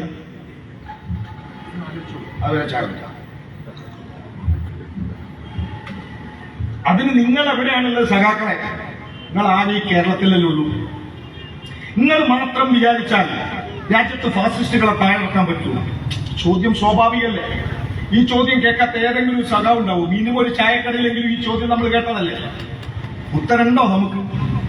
ഉത്തരമുണ്ട് പ്രിയപ്പെട്ടവരെ. ഒന്നാമത്തെ ഉത്തരം, ഒന്നാണോ മൂന്നാണോ വലുത്? തർക്കമില്ല, ഒന്നല്ല മൂന്നാണ് വലുത്. പക്ഷേ ഒന്നിൽ നിന്ന് മൂന്ന് ഒരുപാട് വലുതാണോ? ഒന്നാണോ മൂന്നാണോ വലുത്? തർക്കമില്ല, മൂന്നാണ്. പക്ഷേ മൂന്ന് ഒരുപാട് വലുതല്ല. കേരളം ഭരിക്കുന്ന പാർട്ടി ഇടതുപക്ഷ ജനാധിപത്യ മുന്നണി കോൺഗ്രസ് നേതൃത്വത്തിലുള്ള ഒരു ഗവൺമെന്റ് ഭരിക്കുന്ന 3 സംസ്ഥാനങ്ങളെ ഇന്ത്യയിലൊന്നു. ഒന്ന് കർണാടക, മറ്റൊന്ന് തെലങ്കാന, മറ്റൊന്ന് ഹിമാചൽ പ്രദേശ്. ഇന്ന് നിങ്ങൾ ഹിമാചൽ പ്രദേശിലേക്ക് പോകൂ. ഈ കേരളത്തിൽ രാജ്യസഭാ തെരഞ്ഞെടുപ്പ് വന്നാൽ ആ രാജ്യസഭാ തെരഞ്ഞെടുപ്പിൽ BJP ജയിക്കില്ല എന്ന് നമുക്ക് ഉറപ്പിക്കാനാകും. എന്നാൽ ഹിമാചൽ പ്രദേശിൽ കോൺഗ്രസുകാർ മാത്രമാണ് വോട്ട് ചെയ്യുന്നത്. കോൺഗ്രസുകാർ വോട്ട് ചെയ്തപ്പോ ജയിച്ച സ്ഥാനാർത്ഥിയുടെ പാർട്ടി BJP ആണ്. രാജ്യസഭാ തെരഞ്ഞെടുപ്പിൽ കോൺഗ്രസ് വോട്ട് ചെയ്യുമ്പോൾ ജയിക്കുന്നത് BJP. ഗുജറാത്തിൽ കോൺഗ്രസുകാർ വോട്ട് ചെയ്താൽ ജയിക്കുന്നത് BJP. ഗോവയിൽ കോൺഗ്രസുകാർ ജയിച്ചു പോകുന്നു, ഭരിക്കുന്നത് BJPയുടെ പാർട്ടിക്കാരായി. ഇന്ത്യയിലാകെ RSSനെ ശക്തിപ്പെടുത്തുന്ന, BJPയെ ശക്തിപ്പെടുത്തുന്ന ഒരു B ടീമായി കോൺഗ്രസ് മാറുമ്പോ ആ കോൺഗ്രസിനെ കൊണ്ട് മാത്രം രാജ്യത്തെ ന്യൂനപക്ഷങ്ങൾ നേരിടുന്ന വെല്ലുവിളികളെ, രാജ്യത്തെ പ്രതിസന്ധികളെ മറികടക്കാനാവില്ല. അവിടെയാണ് ഇടതുപക്ഷം ഈ നാടിനോട് പറയുന്നത്, ഇന്ത്യയിൽ BJP എന്ന രാഷ്ട്രീയ പാർട്ടിയെയും അവരുടെ RSS എന്ന സംവിധാനത്തെയും രാജ്യവ്യാപകമായി ചെറുത്തു തോൽപ്പിക്കാനുള്ള മുദ്രാവാക്യങ്ങൾ, ഈ രാജ്യത്തെ തെരഞ്ഞെടുപ്പ് ക്യാമ്പയിനുകൾ, അതിന്റെ ഏറ്റവും പ്രധാനപ്പെട്ട മുദ്രാവാക്യങ്ങൾ മുന്നോട്ട് വെച്ചത് ഇടതുപക്ഷമാണ്. നിങ്ങളിൽ ചിലരെങ്കിലും ധ്രുവ് രാധി എന്നൊരു ചെറുപ്പക്കാരനെ കേട്ടുകാണോ? എന്നെ കേൾക്കുന്നവരുടെ കൂട്ടത്തിൽ ധ്രുവ് രാധിയെ കേട്ടവരുണ്ടാവും. ഹരിയാനക്കാരനായ ഒരു ചെറുപ്പക്കാരനാണ് ധ്രുവ് രാധി. 29 വയസ്സാണ് അവന്റെ പ്രായം, 29 വയസ്സ്. അയാൾ പഠിച്ചത് ജർമ്മനിയിലാണ്. അയാളുടെ ഭാര്യ ഓസ്ട്രിയയിലെ വിയന്ന സ്വദേശിയാണ്. എന്ന് പറഞ്ഞാൽ വിദേശ രാജ്യത്ത് സേഫായി ജീവിക്കാൻ ആവശ്യമായ എല്ലാ സൗകര്യമുണ്ട്. മെക്കാനിക്കൽ എഞ്ചിനീയറിംഗിൽ ബിരുദധാരിയുമാണ്. ഈ ചെറുപ്പക്കാരൻ ഈ അടുത്ത് കുറെ യൂട്യൂബ് വീഡിയോസിലൂടെ രാജ്യത്തെ മുഖ്യധാരാ മാധ്യമങ്ങൾ മറച്ചുവെക്കുന്ന പലതരം സത്യങ്ങൾ പുറത്തു കൊണ്ടുവരുന്ന ഒരുപാട് യൂട്യൂബ് വീഡിയോസ് അപ്ലോഡ് ചെയ്യുകയും അത് രാജ്യം ചർച്ച ചെയ്യുകയും ചെയ്യുന്നുണ്ട്. അതിൽ ഏറ്റവും പ്രധാനപ്പെട്ട ഒന്ന് ഏതാണ്ട് കോടിക്കണക്കിന് ആളുകൾ ചർച്ച ചെയ്ത ഒരു വീഡിയോ അദ്ദേഹം അപ്ലോഡ് ചെയ്തിട്ടുണ്ട്. അത് ഇലക്ട്രൽ ബോണ്ടിനെ കുറിച്ചാണ്. ഇലക്ട്രൽ ബോണ്ടിനെ കുറിച്ചുള്ള ചർച്ചകൾ പരിശോധിക്കുമ്പോ നിങ്ങൾ ഒരു കാര്യം വെറുതെ ഒന്ന് ആലോചിക്കുക. നിങ്ങളുടെ തൊട്ടടുത്ത് ഇവിടെ ഈ അധികം ദൂരമല്ലല്ലോ അല്ലെ സതീശന്റെ മണ്ഡലത്തിലേക്ക് വലിയ ദൂരമല്ലല്ലോ. കഴിയുമെങ്കിൽ എല്ലാരും കൂടി ഒന്ന് പോയിട്ട് കുറച്ച് നാരങ്ങ വെള്ളമോ കുറച്ച് സർബത്തോ ഒക്കെ നമ്മളെ വി ഡി സതീശന് വാങ്ങിക്കൊടുക്കാം. വി ഡി സതീശൻ എന്ന കോൺഗ്രസിന്റെ നേതാവ് പറഞ്ഞ് സർബത്ത് വാങ്ങിക്കൊടുക്കാൻ പോലും പോക്കറ്റ് കാലിയെന്ന് പൈസ ഇല്ലാതാണ് അല്ലേ? ഇതൊക്കെ എന്താ ഉഷാറില്ലാത്ത വലിയ ആവേശത്ത് പ്രസംഗിക്കാൻ വയ്യ. കുറച്ച് ദിവസമായി തുടങ്ങിയിട്ട് നമുക്ക് ഇങ്ങനെ കുറച്ച് വർത്താനൊക്കെ പറഞ്ഞ് പോവാ. സതീശൻ എന്താ പറഞ്ഞ് സർബത്ത് ഇല്ല, നിങ്ങൾ കേട്ടല്ല, സർബത്ത് വാങ്ങാൻ പോലും പൈസ ഇല്ല. സ്വാഭാവികമായും എന്നെ കേൾക്കുന്ന പ്രിയപ്പെട്ടവരെ, കോൺഗ്രസുകാരുണ്ടെങ്കിൽ അഭിമാനത്തിന് ബാക്കിയുണ്ടെങ്കിൽ നിങ്ങളൊന്ന് ചോദിക്കണം. പ്രിയങ്ക ഇവിടൊക്കെ വരുന്നുണ്ട്, രാഹുൽ ഇവിടെയൊക്കെ നടക്കുന്നുണ്ട്. രാഹുലിന്റെ അളിയനല്ലേ വധേര? കോൺഗ്രസ് ജനറൽ സെക്രട്ടറി പ്രിയങ്കയുടെ കെട്ടിയോനല്ലേ റോബർട്ട് വധേര? BJP എന്ന പാർട്ടിക്ക് 170 കോടി രൂപ ഈ പാവം വി ഡി സതീശന് സർബത്ത് കുടിക്കാൻ 10 റുപ്യ കൊടുക്കാത്ത റോബർട്ട് വധേര BJPക്ക് 170 കോടി രൂപയാണ് ഫണ്ട് നൽകിയത്. 170 കോടി രൂപ. എങ്ങനെയാണ് ഈ ഫണ്ടിന്റെ കണക്ക് പുറത്തു വന്നത്? ഇന്ത്യയിൽ ഇലക്ട്രൽ ബോണ്ട് എന്ന് പറഞ്ഞാൽ രാജ്യം കണ്ട ഏറ്റവും വലിയ അഴിമതിയാണ് പ്രിയപ്പെട്ടവരെ. ലോകത്തിലെ തന്നെ ഏറ്റവും വലിയ അഴിമതികളിൽ ഒന്നാണ് ഇന്ത്യയിലെ ഇലക്ട്രൽ ബോണ്ട് എന്ന് പറഞ്ഞത്. നമ്മുടെ രാജ്യത്തെ ധനകാര്യ വകുപ്പ് മന്ത്രിയായ നിർമ്മല സീതാരാമന്റെ ജീവിത പങ്കാളി കൂടിയായ ഡോക്ടർ പനകാല പ്രഭാകരാണ്. അദ്ദേഹം പറയുന്നത് ലോകത്തിലെ തന്നെ ഏറ്റവും വലിയ അഴിമതിയാണ് നമ്മുടെ രാജ്യത്തെ ഈ electoral bond case. Electoral bond എന്ന സംവിധാനത്തെ കുറിച്ച് രാജ്യം അറിഞ്ഞത് എങ്ങനെയാണ്?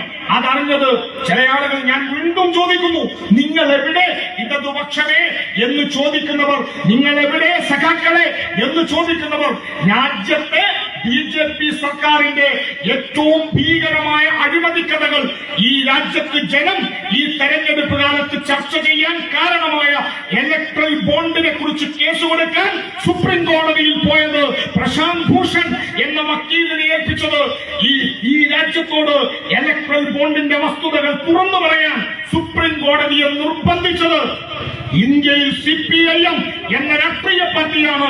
ധ്രുവ് രാജി എന്ന മനുഷ്യൻ നമ്മോട് പറയുന്നു, ധ്രുവ് രാജി, ഞാൻ വീണ്ടും പറയുന്നു, അയാൾ സഖാവല്ല, ഇടതുപക്ഷക്കാരനല്ല.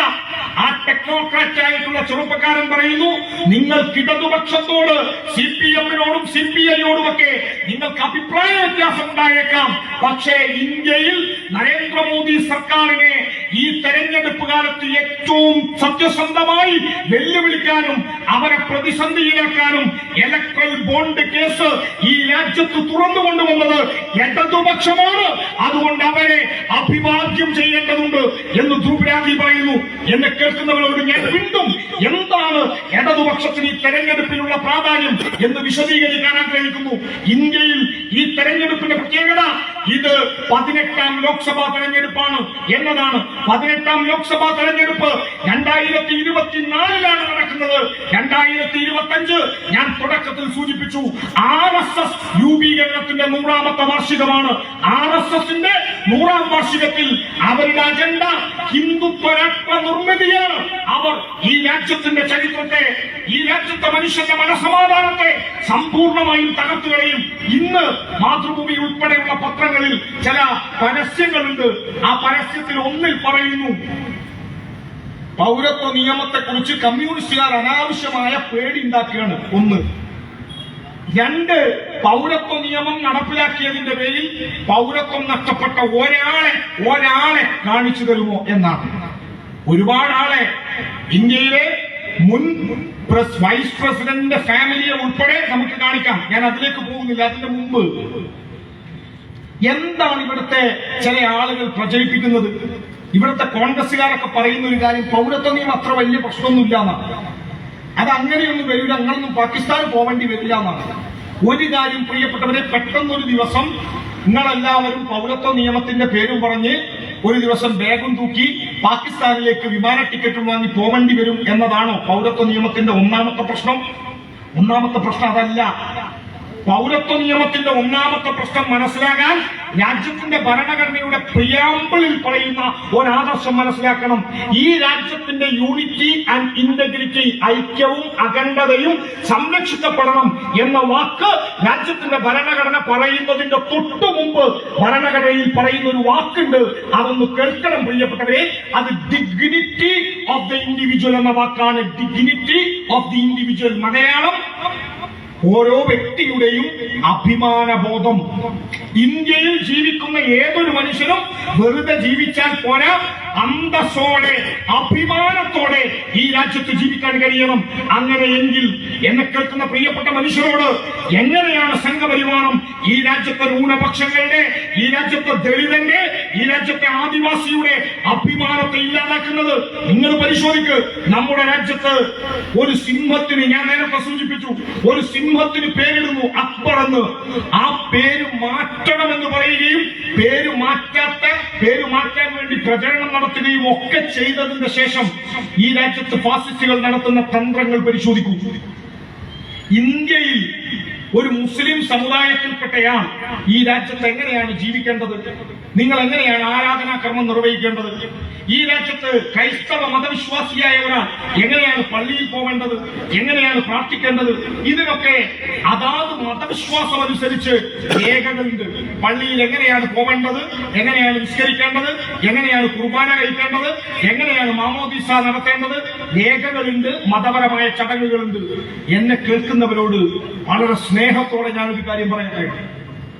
എന്നാൽ നിങ്ങൾ എങ്ങനെയാണോ ആരാധനാകർമ്മം നിർവഹിക്കുന്നത് അതുപോലെ നിർവഹിച്ചുകൊണ്ട് ഈ രാജ്യത്ത് നിങ്ങൾക്ക് ജീവിക്കാൻ കഴിയില്ല.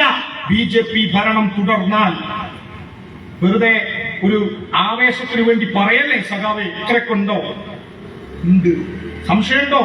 എങ്കിൽ വരിക, വിചാരധാര എന്ന പുസ്തകം വായിക്കുക. ഇന്ത്യയിൽ വിചാരധാരയിൽ ആഭ്യന്തര ശത്രുക്കൾ എന്ന ഭാഗമുണ്ട്. ഒന്നാമത്തെ ഭാഗം 19-ാം അധ്യായം മുസ്ലിങ്ങളെ പറ്റി. എവിടെയൊക്കെ മഹല്ല് കമ്മിറ്റികളുണ്ടോ അതൊക്കെ കുട്ടി പാകിസ്ഥാൻ എന്ന് എഴുതി വെച്ച പുസ്തകമാണ് വിചാരധാര. ഇന്ത്യയും മറ്റൊരു രാജ്യവും തമ്മിൽ യുദ്ധമുണ്ടാകുമ്പോൾ ഇന്ത്യയെ ഒറ്റുകൊടുത്ത ഒരാളോട് എങ്ങനെ പെരുമാറണമോ അങ്ങനെ ഈ രാജ്യത്തെ ന്യൂനപക്ഷങ്ങളോട് പെരുമാറണം എന്ന് എഴുതി വെച്ച പുസ്തകമാണ് വിചാരധാര. ഇന്ത്യയിലെ മുസ്ലിങ്ങൾക്ക് അവരുടെ ജന്മഭൂമി മാത്രമാണ് ഭാരതം, ഇന്ത്യ. അവർ ഈ രാജ്യത്തെയല്ല അവരുടെ ആത്മാവിനോട് ചേർത്തു വെച്ചിട്ടുള്ളത്. അതുകൊണ്ട് അവരെല്ലാം വിദേശികളാണ് എന്ന് പറയുന്ന പുസ്തകമാണ് വിചാരധാര. അതുകൊണ്ട് ഈ രാജ്യത്ത് RSSനെ പിന്തുണക്കുന്ന ചില മുസ്ലിം നേതാക്കന്മാർ, ചില ക്രൈസ്തവ നേതാക്കന്മാർ ഇപ്പോൾ ഉണ്ടായിട്ടുണ്ട്. നമ്മുടെ നാട്ടിൽ സംഘപരിവാരത്തിന്റെ അജണ്ടയുടെ ഭാഗമായിട്ടുള്ള കേരള സ്റ്റോറി എന്ന കള്ളക്കഥ പ്രചരിപ്പിക്കുന്ന ചില സഭകൾ നമ്മുടെ നാട്ടിൽ ഉണ്ടായിട്ടുണ്ട്. അത്തരം ആളുകൾ പരിശോധിക്കുക. ഇടതുപക്ഷത്തെ തകർക്കാൻ സംഘപരിവാരത്തിന്റെ കൂടെ നിൽക്കുന്ന ചില പ്രസ്ഥാനങ്ങൾ നമ്മുടെ നാട്ടിൽ ഉണ്ടായിട്ടുണ്ട്. അവർ പരിശോധിക്കുക. ഈ രാജ്യത്ത് ഒരു മുസ്ലിം ജീവിക്കണമെങ്കിൽ, ഈ രാജ്യത്ത് ഒരു ക്രൈസ്തവൻ ജീവിക്കണമെങ്കിൽ അവർ 3 ധർമ്മങ്ങൾ നിറവേറ്റണം. നിങ്ങൾ നിങ്ങളുടെ മതചടങ്ങുകൾ മാത്രം അനുഷ്ഠിച്ചാൽ പോരാ, 3 ധർമ്മങ്ങൾ നിറവേറ്റണം. ഒന്നാമത്തെ ധർമ്മം പിതൃധർമ്മം, രണ്ടാമത്തെ ധർമ്മം മാതൃധർമ്മം, മൂന്നാമത്തെ ധർമ്മം സമാജധർമ്മം. ഒരു ഉദാഹരണത്തിലൂടെ മാത്രം ഞാൻ ഇതിന്റെ ഒരു ഭാഗം മാത്രം വിശദീകരിക്കാം.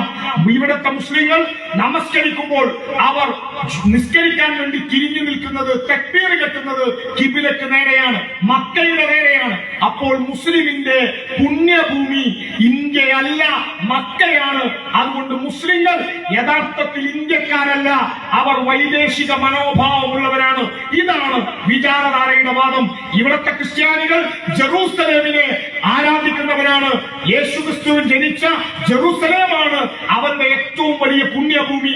അതുകൊണ്ട് അവർ ഈ രാജ്യത്തിന്റെ പൗരന്മാരല്ല, അവർ വൈദേശിക മനോഭാവമുള്ളവരാണ്. അവർക്ക് രാജ്യത്ത് ഒരവകാശവും കൊടുക്കാൻ പാടില്ല. ഇത് എഴുതി വെച്ച പുസ്തകം അത് വിചാരധാരയാണ്. അതാണ് നമ്മുടെ രാജ്യത്ത് RSS നടപ്പിലാക്കുന്നത്. അതുകൊണ്ട് സംഘപരിവാരത്തെ നമ്മൾ എതിർക്കേണ്ടത് ഇന്ത്യ എന്ന മതനിരപേക്ഷ ആദർശത്തെ വീണ്ടെടുക്കാനാണ്. ആരുടേതാണ് ഇന്ത്യ എന്ന ചോദ്യം ഉയരുന്ന കാലത്ത് നമ്മുടെ രാജ്യത്ത് രാജ്നാഥ് സിംഗ് എന്നൊരു കേന്ദ്രമന്ത്രി ഒന്നാം മോദി സർക്കാരിന്റെ കാലത്ത് ഉണ്ടായിരുന്നു. അന്ന് രാജ്നാഥ് സിംഗ് രാജ്യത്തിന്റെ പാർലമെന്റിൽ നരേന്ദ്രമോദി ഇന്ത്യയുടെ പ്രധാനമന്ത്രിയായി ആദ്യം വന്ന ഘട്ടത്തിൽ രാജ്യത്തിന്റെ പാർലമെന്റിൽ ഒരു പ്രസംഗം നടത്തി. ആ പ്രസംഗത്തിൽ രാജ്നാഥ് രാജ്യത്തോട് പറഞ്ഞ ഒരു കാര്യമുണ്ട്: ഇന്ത്യൻ ഭരണഘടനയിൽ നിന്ന് സെക്കുലറിസം, മതനിരപേക്ഷത എന്ന വാക്കുപേക്ഷിക്കണം. കാരണം ഭരണഘടനയുടെ പഴയ പതിപ്പിൽ സെക്കുലറിസം എന്ന വാക്കില്ല. പകരം മതസഹിഷ്ണുത, റിലീജിയസ് ടോളറൻസ് എന്ന വാക്ക് മതി എന്ന് പറയാൻ ശ്രമിച്ചു. അന്ന് രാജ്യത്തിന്റെ പാർലമെന്റിൽ CPIM എന്ന ഈ ചെങ്കൊടി പ്രസ്ഥാനത്തിന്റെ അഖിലേന്ത്യാ ജനറൽ സെക്രട്ടറി അന്ന് രാജ്യത്തിന്റെ പാർലമെന്റിൽ രാജ്യസഭാംഗമാണ്. ആ മനുഷ്യന്റെ പേര് സഖാവ് സീതാറാം യെച്ചൂരി എന്നാണ്. സഖാവ് സീതാറാം ഇന്ത്യൻ പാർലമെന്റിൽ അന്ന് എണീറ്റു നിന്നു.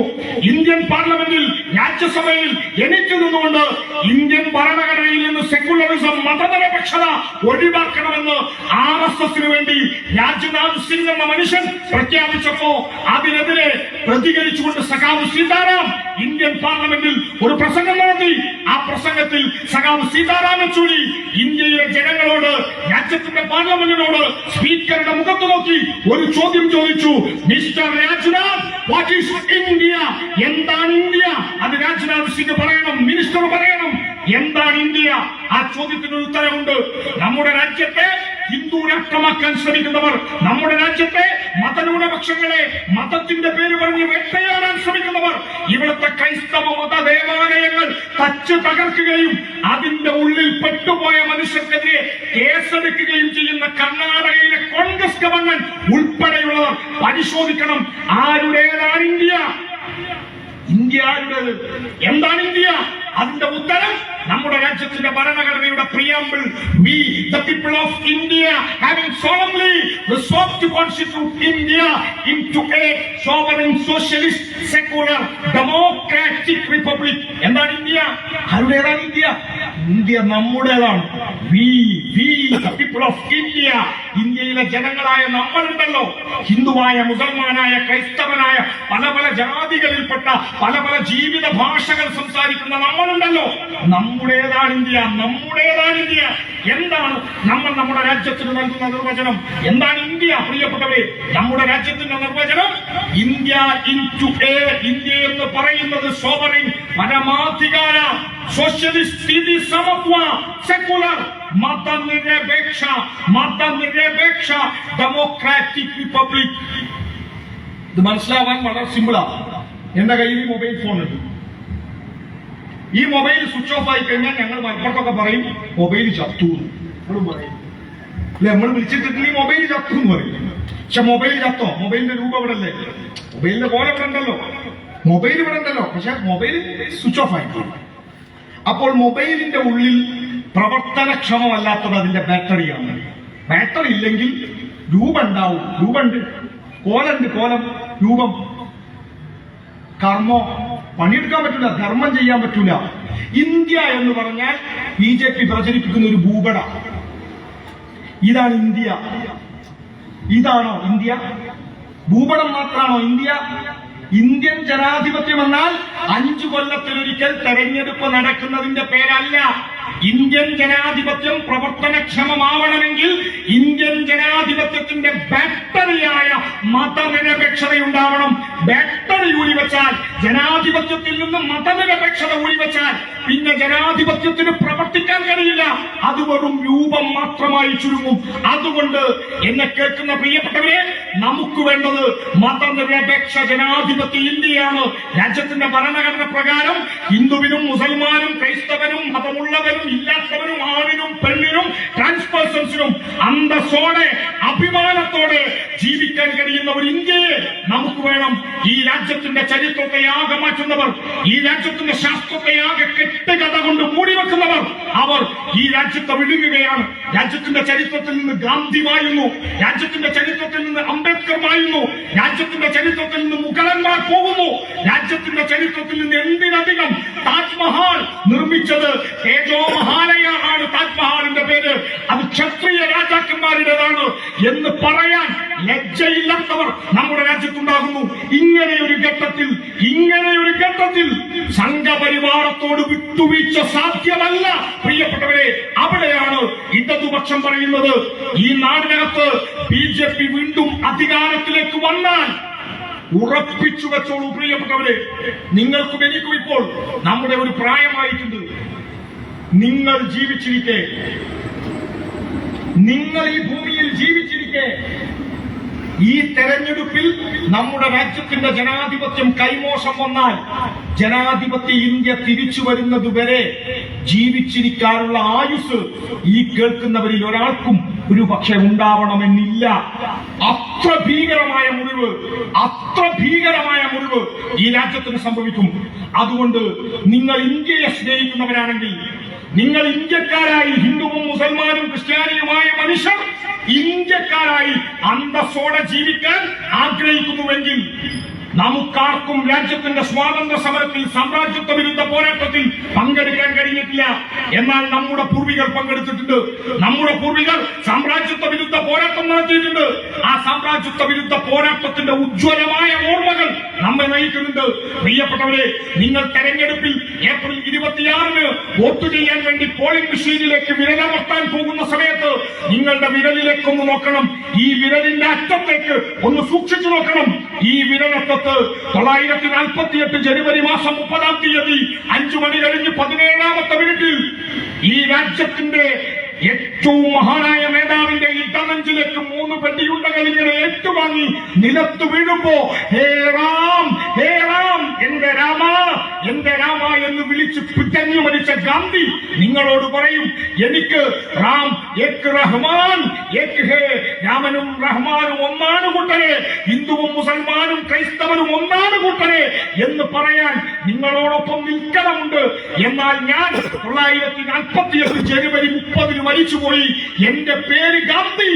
നിങ്ങൾ എനിക്ക് വേണ്ടി ഈ തെരഞ്ഞെടുപ്പിൽ വോട്ട് ചെയ്യണമെന്ന് ഗാന്ധി നിങ്ങളോട് പറയും. നിങ്ങളുടെ വിരൽക്കത്ത് 23-ാമത്തെ വയസ്സിൽ തൂക്കുമരത്തിലേക്ക് നടന്നു പോകുമ്പോ ഇൻകുലാബ് സിന്ദാബാദ് എന്ന് വിളിച്ച ഒരു ചെറുപ്പക്കാരനുണ്ട്.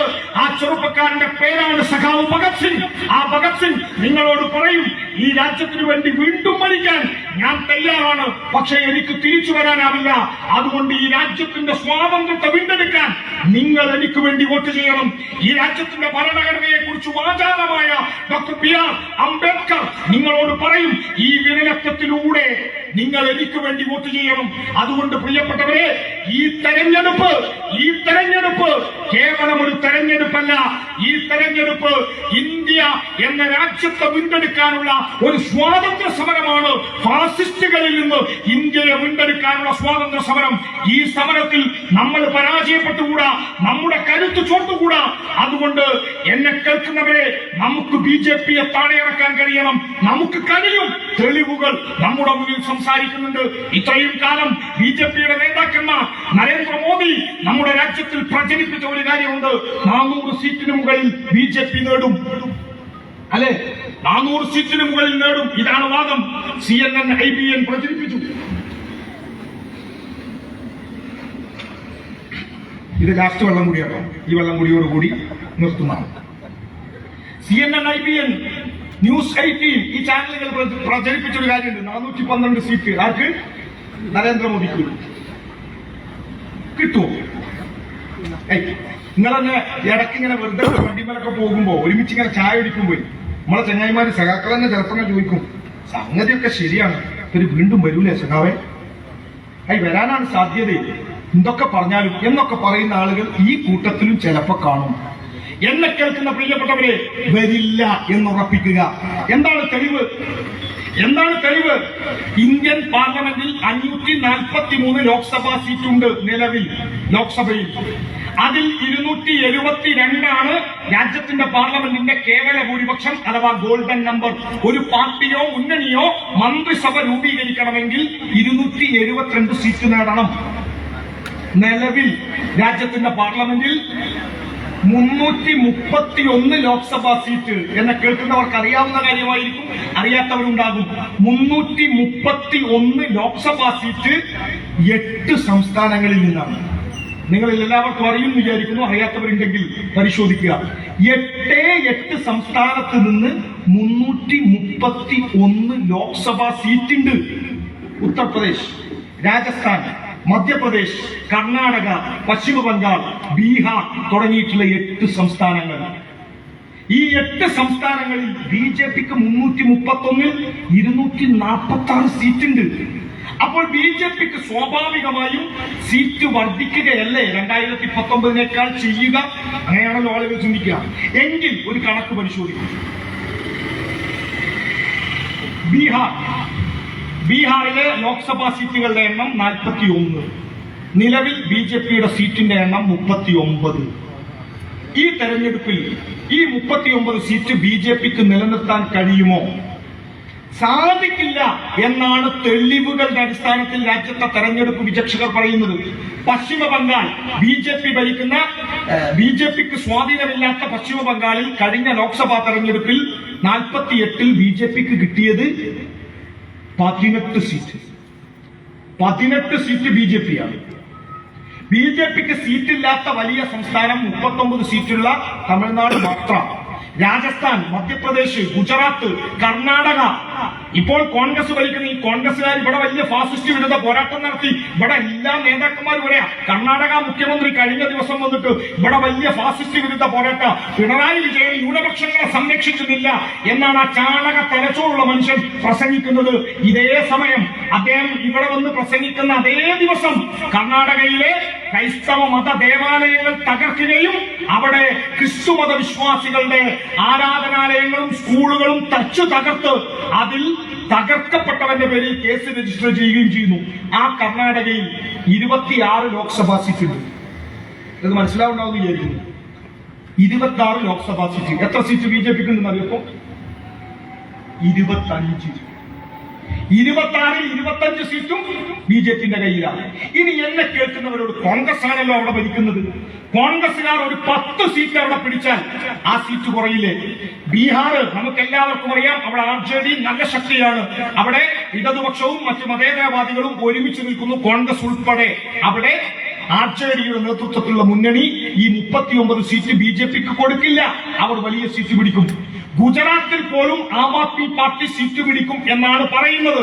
ഇനി എന്നെ കേൾക്കുന്ന നിങ്ങളിൽ ചിലരെങ്കിലും കേൾക്കുകയും ചിലരെങ്കിലും കേൾക്കാതിരിക്കുകയും ചെയ്ത ഒരു കാര്യം കൂടി പറഞ്ഞു ഞാൻ ഈ പ്രഭാഷണം അവസാനിപ്പിക്കാം. അതിങ്ങനെയാണ്, RSSന്റെ ഒരു ഇന്റേണൽ സർവേ ഫലം പുറത്തു വന്നിട്ടുണ്ട്. RSS രാജ്യത്ത് മാധ്യമങ്ങൾ സർവേ നടത്താറുണ്ട്. എന്നാൽ RSS എന്ന ഇന്ത്യയിലെ ഏറ്റവും വലിയ ഭീകരവാദി സംഘടന രാജ്യത്ത് തെരഞ്ഞെടുപ്പുമായി ബന്ധപ്പെട്ട ഒരു സർവേ നടത്തിയിട്ടുണ്ട്. അതൊരു ഇന്റേണൽ സർവേയാണ്. എന്ന് പറഞ്ഞാൽ അവരുടെ ഉള്ളിൽ മാത്രം നടക്കുന്ന സർവേയാണ്. ആ സർവേയുടെ ഫലം രാജ്യത്ത് ചോർത്തിയെടുത്തുകൊണ്ട് ജനങ്ങൾക്ക് മുന്നിൽ പ്രസിദ്ധീകരിച്ചത് യോഗേന്ദ്ര യാദവ് എന്ന് പറയുന്ന ഒരു തെരഞ്ഞെടുപ്പ് ചിന്തകനാണ്. ഞാൻ അദ്ദേഹത്തെ വിശദീകരിക്കാൻ വേണ്ടി ശ്രമിക്കുന്നില്ല. താല്പര്യമുള്ളവർ ഗൂഗിൾ ചെയ്ത് യോഗേന്ദ്ര യാദവിനെ മനസ്സിലാക്കാൻ ശ്രമിക്കുക. സമയക്കുറവ് കാരണം ഞാൻ വിശദീകരിച്ചില്ല. യോഗേന്ദ്ര യാദവ് പുറത്തുവിട്ട കണക്ക് നിങ്ങളൊന്ന് കേൾക്കണം. എത്ര സീറ്റ് കിട്ടുന്ന മോദി പറയുന്നത്? എന്താ നിങ്ങൾക്ക് ഉഷാറില്ലാത്തത്? എത്ര സീറ്റാ മോദി പറയുന്നത്? 400. RSSന്റെ ഇന്റേണൽ സർവേ മാർച്ച് 15 ശേഷമാണ് വന്നത്. കുറച്ചുകൂടി വ്യക്തമായി പറഞ്ഞാൽ ഇലക്ട്രൽ ബോണ്ട് കേസും കൂടെ അരവിന്ദ് കെജ്രിവാളിന്റെ അറസ്റ്റും നടന്നതിന് ശേഷമാണ് ഈ സർവേ വരുന്നത്. BJPയുടെ RSSന്റെ ഇന്റേണൽ സർവേ. അതിൽ പറയുന്ന സീറ്റ് ഞാൻ പറയുന്നതല്ലോ, അതിൽ പറയുന്ന സീറ്റ് 214 214. ഈ കേരളത്തിൽ ജയിച്ചാൽ കേന്ദ്രമന്ത്രി ഒരങ്ങാടി കേന്ദ്രമന്ത്രിമാരെ കുറിച്ചുള്ള തല്ലായിരിക്കും. BJP എവിടെയൊക്കെ ബോർഡ് വെച്ചോ, ഞാനിപ്പോ വരുന്ന വഴിക്ക് മുഴുവൻ ജയിച്ചാൽ കേന്ദ്രമന്ത്രി എന്ന് പറഞ്ഞ ബോർഡാ. BJPയുടെ സ്ഥാനാർത്ഥിമാർ മുഴുവൻ ജയിച്ചാൽ കേന്ദ്രമന്ത്രി. ഇതെന്തുകൊണ്ടാ പറയുന്നത്? എന്തുകൊണ്ടായിരിക്കും? നമ്മൾ അമ്പലിമാമനെ പിടിച്ചുതരാന്നൊക്കെ കുട്ടിയോട് ചോദിക്കുമ്പോ പറയുന്നത് പിടിച്ചു കൊടുക്കാൻ വേണ്ടിയിട്ടാ. അത് കിട്ടൂലാന്ന് കുട്ടിക്കും അറിയാം, നാട്ടുകാർക്കും അറിയാം, എല്ലാവർക്കും അറിയാം. ഇതുപോലെ കേരളത്തിലെ BJPക്കാർ ഇവിടെ സ്ഥാനാർത്ഥിയെ നിർത്തുമ്പോ പ്രചരിപ്പിക്കുന്ന സ്ഥാനാർത്ഥിയാരാ? പേരൊന്നും പറയണ്ട, ഒരു പ്രശ്നം നിങ്ങൾക്ക് ഓർമ്മ ഉണ്ടാവില്ല. വെറുതെ എന്തിനാ ഞാനായിട്ട് പറയുന്നത്? ആ കക്ഷി അങ്ങനെ ചിഹ്നത്തിൽ തന്നെ നോക്കണ്ട. വെറുതെ എന്തിനാ മനുഷ്യനെ കൊല്ലുന്ന ചിഹ്നം കൊണ്ട് അതവിടെ ഇട്ടേക്കുക. ആ ആളുകൾ ഇവിടെ മത്സരിക്കുമ്പോ ആ കക്ഷിയും ജയിച്ചാൽ കേന്ദ്രമന്ത്രിയല്ലേ, നമുക്കും ജയിച്ചാൽ കേന്ദ്രമന്ത്രിയല്ലേ.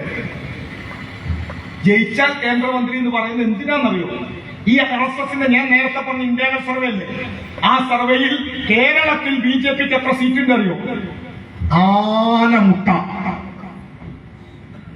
വാട്ടപൂജ്യം. ഒരൊറ്റ സീറ്റ് നേടൂല. ഒറ്റ സീറ്റ് നേടാത്ത മറ്റൊരു സംസ്ഥാനമുണ്ട് തമിഴ്നാട്, വേറൊരു സംസ്ഥാനമുണ്ട് പഞ്ചാബ്. ഡൽഹിയിൽ നിലവിൽ 7 സീറ്റ് BJPക്ക് ഉണ്ട്, അത് അവർ നിലനിർത്തില്ല. അപ്പൊ ഞാൻ ഈ പറഞ്ഞ കണക്ക് അവസാനിപ്പിക്കുകയാണ്. BJPക്ക് ഇന്ത്യയിൽ 214 സീറ്റേ കിട്ടൂ എന്ന് RSSന്റെ തന്നെ ഇന്റേണൽ സർവേ. ഞാനിത് പറയുമ്പോ ചിലപ്പോ നിങ്ങൾ ഈ കാര്യങ്ങൾ പഠിക്കാൻ ശ്രമിക്കാത്ത അല്ലെങ്കിൽ വായിച്ചിട്ടില്ലാത്ത വെറും മനോരമന്റെ സർവേ കണ്ടു നിൽക്കണ്ടോ.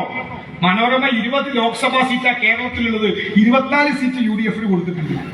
മാമമാപ്പിളവൊക്കെ ഏത് സമയത്താണാവോ സംഭവിച്ചു പോയതെന്ന് വെറുതെ ഒന്ന് ആലോചിച്ച് നോക്കുക. 24 സീറ്റ് BJP കൊടുത്തു. 33 MLA കഴിഞ്ഞ നിയമസഭാ തെരഞ്ഞെടുപ്പിൽ തോറ്റതാ. മണിയാശാൻ ഇടക്കിടക്ക് പറയുന്നുണ്ട് എല്ലാ ബൂത്തിലും തോൽക്കുന്ന മണിയാശാനെ കുറിച്ച് പറഞ്ഞത്. വേണ്ട, നിങ്ങൾക്ക് എല്ലാവർക്കും അറിയാവുന്നതാണ്, ഞാൻ വിശദീകരിക്കുന്നത്. ഏതായാലും ഈ കാര്യം മനസ്സിലാക്കിയ ഇന്ത്യയിൽ BJPക്ക് എത്ര സീറ്റ് കിട്ടും? 214 സീറ്റ്. അങ്ങനെ സംഭവിച്ചാൽ അതുകൂടി പരിശോധിക്കുക. അങ്ങനെ സംഭവിച്ചാൽ രാജ്യത്ത് ആരാ ഭരിക്കുക? അവിടെയാണ് RSSനെ ഒരു വാക്കുകൊണ്ടുപോലും എതിർക്കാൻ തന്റെ ഇടം കാണിക്കാത്ത, നട്ടെല്ലിന്റെ സ്ഥാനത്ത് മറ്റെന്തൊക്കെയോ കൊണ്ടു നടക്കുന്ന, ഇവിടെ നിന്ന് ജയിച്ചു പോയവർ വീണ്ടും പാർലമെന്റിൽ എത്തണോ എന്ന് നിങ്ങൾ തീരുമാനിക്കേണ്ടത് പ്രിയപ്പെട്ടവരെ. അവിടെയാണ് രവീന്ദ്രനാഥ് എന്ന കമ്മ്യൂണിസ്റ്റുകാരനായ ജനപ്രതിനിധിയുടെ പ്രാധാന്യം നിങ്ങൾ തിരിച്ചറിയേണ്ടത്. ഓർക്കുക, 214 സീറ്റ് മാത്രം BJPക്ക് കിട്ടുകയും NDA മുന്നണിക്ക് കേവല ഭൂരിപക്ഷം ലഭിക്കാതെ വരികയും ചെയ്താൽ ഇന്ത്യയിലെ പ്രതിപക്ഷ പാർട്ടികളിലെ MP-മാരെ BJP 2 രീതിയിൽ വിലക്കെടുക്കും. ഇന്ത്യയിൽ പാർലമെന്റിന്റെ ഒരു സ്വഭാവം അനുസരിച്ച് ഒരു പാർട്ടിക്കും ഭൂരിപക്ഷം ലഭിക്കാതെ വന്നാൽ, അങ്ങനെ വന്നിട്ടുണ്ട്, പഴയ ആളുകൾക്ക് ഓർമ്മയുണ്ടാകും, 13 ദിവസം മാത്രം പ്രധാനമന്ത്രിയായ ആൾ ഇന്ത്യയിലുണ്ട്. 13 ദിവസം, 13 മാസം മാത്രം പ്രവർത്തിച്ച ലോക്സഭ 98 മുതൽ 99 വരെ ഇന്ത്യയിൽ ഉണ്ടായിട്ടുണ്ട്. അങ്ങനെയുള്ള ഘട്ടങ്ങളിൽ സംഭവിക്കുന്നത് ഇവിടുത്തെ പഴയ ആളുകൾക്ക് ഓർമ്മയുണ്ടാകും, ഏറ്റവും വലിയ ഒറ്റക്കക്ഷിയെ മന്ത്രിസഭ രൂപീകരിക്കാൻ രാഷ്ട്രപതി ക്ഷണിക്കും. അങ്ങനെ ക്ഷണിക്കുമ്പോ ആ രാഷ്ട്രപതിക്ക് മുന്നിൽ ഒരു അജണ്ട ഉണ്ടാകും. 6 മാസം വരെ സമയം കൊടുക്കും. 6 മാസം വരെ സമയം കൊടുക്കുകയും ഏറ്റവും വലിയ ഒറ്റക്കക്ഷിയായ BJPയെ മന്ത്രിസഭ ഉണ്ടാക്കാൻ ക്ഷണിക്കുകയും ചെയ്താൽ 2 രീതിയിൽ രാജ്യത്തെ പ്രതിപക്ഷ പാർട്ടി നേതാക്കന്മാരെ, MP-മാരെ BJP അവരുടെ മുന്നിലേക്ക് കൊണ്ടുവരും. ഒന്നാമത്തെ രീതി ഓപ്പറേഷൻ ലോട്ടസ്. കേട്ടിട്ടുണ്ടാവും ഓപ്പറേഷൻ ലോട്ടസ്. ചാക്കിന് പൈസയായിട്ട് പോകും. 100 കോടി വരെ ഒരു MP-ക്ക് കൊടുക്കും. വിലക്ക് വാങ്ങും. വിശദീകരിക്കണ്ടല്ലോ, പൈസ ഇട്ട് വാങ്ങും. രണ്ടാമത്തെ രീതിയോ കാണില്ല, ED, NIA, CBI. അങ്ങനെ ED, NIA, CBI എന്നൊക്കെ പറഞ്ഞുകൊണ്ട് പേടിപ്പിച്ച് കൂടെ നിർത്തും. പേടിപ്പിച്ചാൽ കൂടെ പോകാത്തവർ രാജ്യത്തിന്റെ പാർലമെന്റിൽ ഉണ്ടാവണം. എനിക്ക് പോകണമെന്ന് തോന്നിയാൽ ഞാൻ പോകും, I will go to BJP എന്ന് പറയുന്ന KPCC-കാരൻ അവരല്ല രാജ്യത്തിന്റെ പാർലമെന്റിൽ ഉണ്ടാവേണ്ടത്. ഞങ്ങളുടെ അവസാനത്തെ സഖാവ് മരിച്ചു വീണാലും ഇവിടുത്തെ RSS-കാരനോട് വിട്ടുവീഴ്ചയില്ല, ഈ നാടിന്റെ മതനിരപേക്ഷതയ്ക്ക് വേണ്ടി പൊരുതി മരിക്കും എന്ന് പറയുന്ന ഇടതുപക്ഷം രാജ്യത്തിന്റെ പാർലമെന്റിൽ ഉണ്ടാകണം. അവിടെയാണ് എന്നെ കേൾക്കുന്നവരോട് ഞാൻ ആവേശമൊട്ടും കൊണ്ടുവരുന്നില്ല. വളരെ നിഷ്കളങ്കമായി നിങ്ങളുടെ തലച്ചോറുകൾ പരിശോധിക്കൂ. രാജ്യത്ത് കേവല ഭൂരിപക്ഷം BJPക്ക് ലഭിക്കാത്ത സാഹചര്യത്തിൽ രാജ്യത്തിന്റെ പാർലമെന്റിൽ ഇടതുപക്ഷത്തിന് കരുത്തില്ലാതെ വന്നാൽ ഇവിടെ നിന്ന് ജയിച്ചു പോകുന്ന വലതുപക്ഷ എംപിമാർ, കോൺഗ്രസ് നേതാക്കന്മാർ, അവരിൽ പലരും സംഘപരിവാരത്തിന്റെ പാളയത്തിലേക്ക് പോകും. അങ്ങനെ പോകുന്നവരെ അല്ല നമ്മൾ വിജയിപ്പിച്ചു വിടേണ്ടത്. എന്തിന്? ഞാൻ ഒരിക്കൽ കൂടി പറയുന്നു, ബിജെപിക്കാർ എന്ത് വിചാരിക്കും എന്ന് കരുതി പച്ചക്കൊടിക്ക് പകരം ബലൂണും പീപ്പിളിയും പിടിച്ചു നടക്കാൻ മുസ്ലിം ലീഗിനെ നിർബന്ധിക്കുന്ന ഈ കോൺഗ്രസിനാവില്ല ഫാസിസത്തെ പറയാൻ. അതുകൊണ്ട് എന്നെ കേൾക്കുന്ന പ്രിയപ്പെട്ടവരെ, ഈ തെരഞ്ഞെടുപ്പ് നിർണായകമായ പോരാട്ടമാണ്. ഈ തെരഞ്ഞെടുപ്പിൽ രാജ്യത്തിന്റെ പാർലമെന്റിൽ 2004 ആവർത്തിക്കും. 2004 ഇവിടുത്തെ കാരണവന്മാർക്ക് ഓർമ്മയുണ്ടാകും. അന്ന് ഇന്ത്യയിലെ മുഴുവൻ സർവേകളും പറഞ്ഞത് ഇന്ത്യ ഷൈനിങ് എന്നായിരുന്നു മുദ്രാവാക്യം. ഓർമ്മയുണ്ടാവും. ബിജെപിയുടെ മുദ്രാവാക്യം ഇന്ത്യ ഷൈനിങ്, ഇന്ത്യ തിളങ്ങുന്നു. അടൽ ബിഹാരി വാജ്പേയി തുടർ ഭരണം നേടും. എല്ലാവരും പറഞ്ഞു, എല്ലാവരും. ഇവിടെ കോൺഗ്രസ്സുകാർ പറയുന്നല്ലോ ഞങ്ങളാണ് അടൽ ബിഹാരി വാജ്പേയിയുടെ മാറ്റി നിർത്തിയത്. പ്രിയപ്പെട്ടവരെ, 1952 ഒന്നാം ലോക്സഭ മുതൽ 2004 ലോക്സഭ വരെ ഇന്ത്യയിൽ കോൺഗ്രസ് എന്ന പാർട്ടി ഒരു മുന്നണിയായി ഭരിച്ചിട്ടില്ല. കോൺഗ്രസ് ഒറ്റക്കാണ് ഭരിച്ചത്. കോൺഗ്രസ് മുന്നണി രൂപീകരിച്ചിട്ടും അവർക്ക് ഭരിക്കാൻ കഴിയാതെ വന്നപ്പോ അവരെ പിന്തുണക്കാൻ ചെമ്പതാക പിടിച്ച 66 പ്രതിനിധികൾ രാജ്യത്തിന്റെ പാർലമെന്റിൽ ഉണ്ടായപ്പോഴാണ് UPA അധികാരത്തിൽ വരികയും ബിജെപിയെ താഴെയിറക്കുകയും ചെയ്തത്. 2004 നിന്ന് 20 വർഷം കഴിഞ്ഞ് 2024 RSS ഈ രാജ്യത്തെ മതരാഷ്ട്രമാക്കാൻ വേണ്ടിയുള്ള പ്രവർത്തനങ്ങളുമായി മുന്നോട്ട് പോകുമ്പോ അവരെ ചെറുത്തു തോൽപ്പിക്കാൻ ഇന്ത്യയുടെ പാർലമെന്റിൽ ഈ ചെമ്പതാക ഉണ്ടാകണം. ഈ ചെങ്കൊടി നിങ്ങളെ ഒറ്റുകൊടുക്കില്ല. ഈ ചെങ്കൊടി ഇവിടുത്തെ ന്യൂനപക്ഷങ്ങളെ, ഇവിടുത്തെ ദളിതരെ, ഇവിടുത്തെ പിന്നോക്കക്കാരെ ഒറ്റക്കാക്കില്ല, ഒറ്റപ്പെടുത്തില്ല. ഈ കൊടി പിടിച്ചതിന്റെ പേരിൽ ഒരാൾക്കും ഈ രാജ്യത്തെ ഏതെങ്കിലും ഒരു സ്ഥലത്ത് വെച്ച് ഒരാക്രമണവും നേരിടേണ്ടി വരില്ല. ഈ കൊടി ഈ നാടിന്റെ അഭിമാനത്തിന്റെ പതാകയാണ്. കാവി പടരുന്ന ഇന്ത്യയിൽ കാവിയെ ചെറുത്തു തോൽപ്പിക്കാനുള്ള അഭിമാനബോധത്തിന്റെ പേരാണ് ഈ ചെമ്പതാക. ഈ ചെമ്പതാക ഉയർത്തിപ്പിടിച്ച് ഇടതുപക്ഷം ഈ നാടിനോട് പറയും, ഇല്ലില്ല, ഇല്ലില്ല, എല്ലാ വെളിച്ചവും കെട്ടുപോവില്ല. ഇല്ലില്ല, എല്ലാ വെളിച്ചവും കെട്ടുപോവില്ല.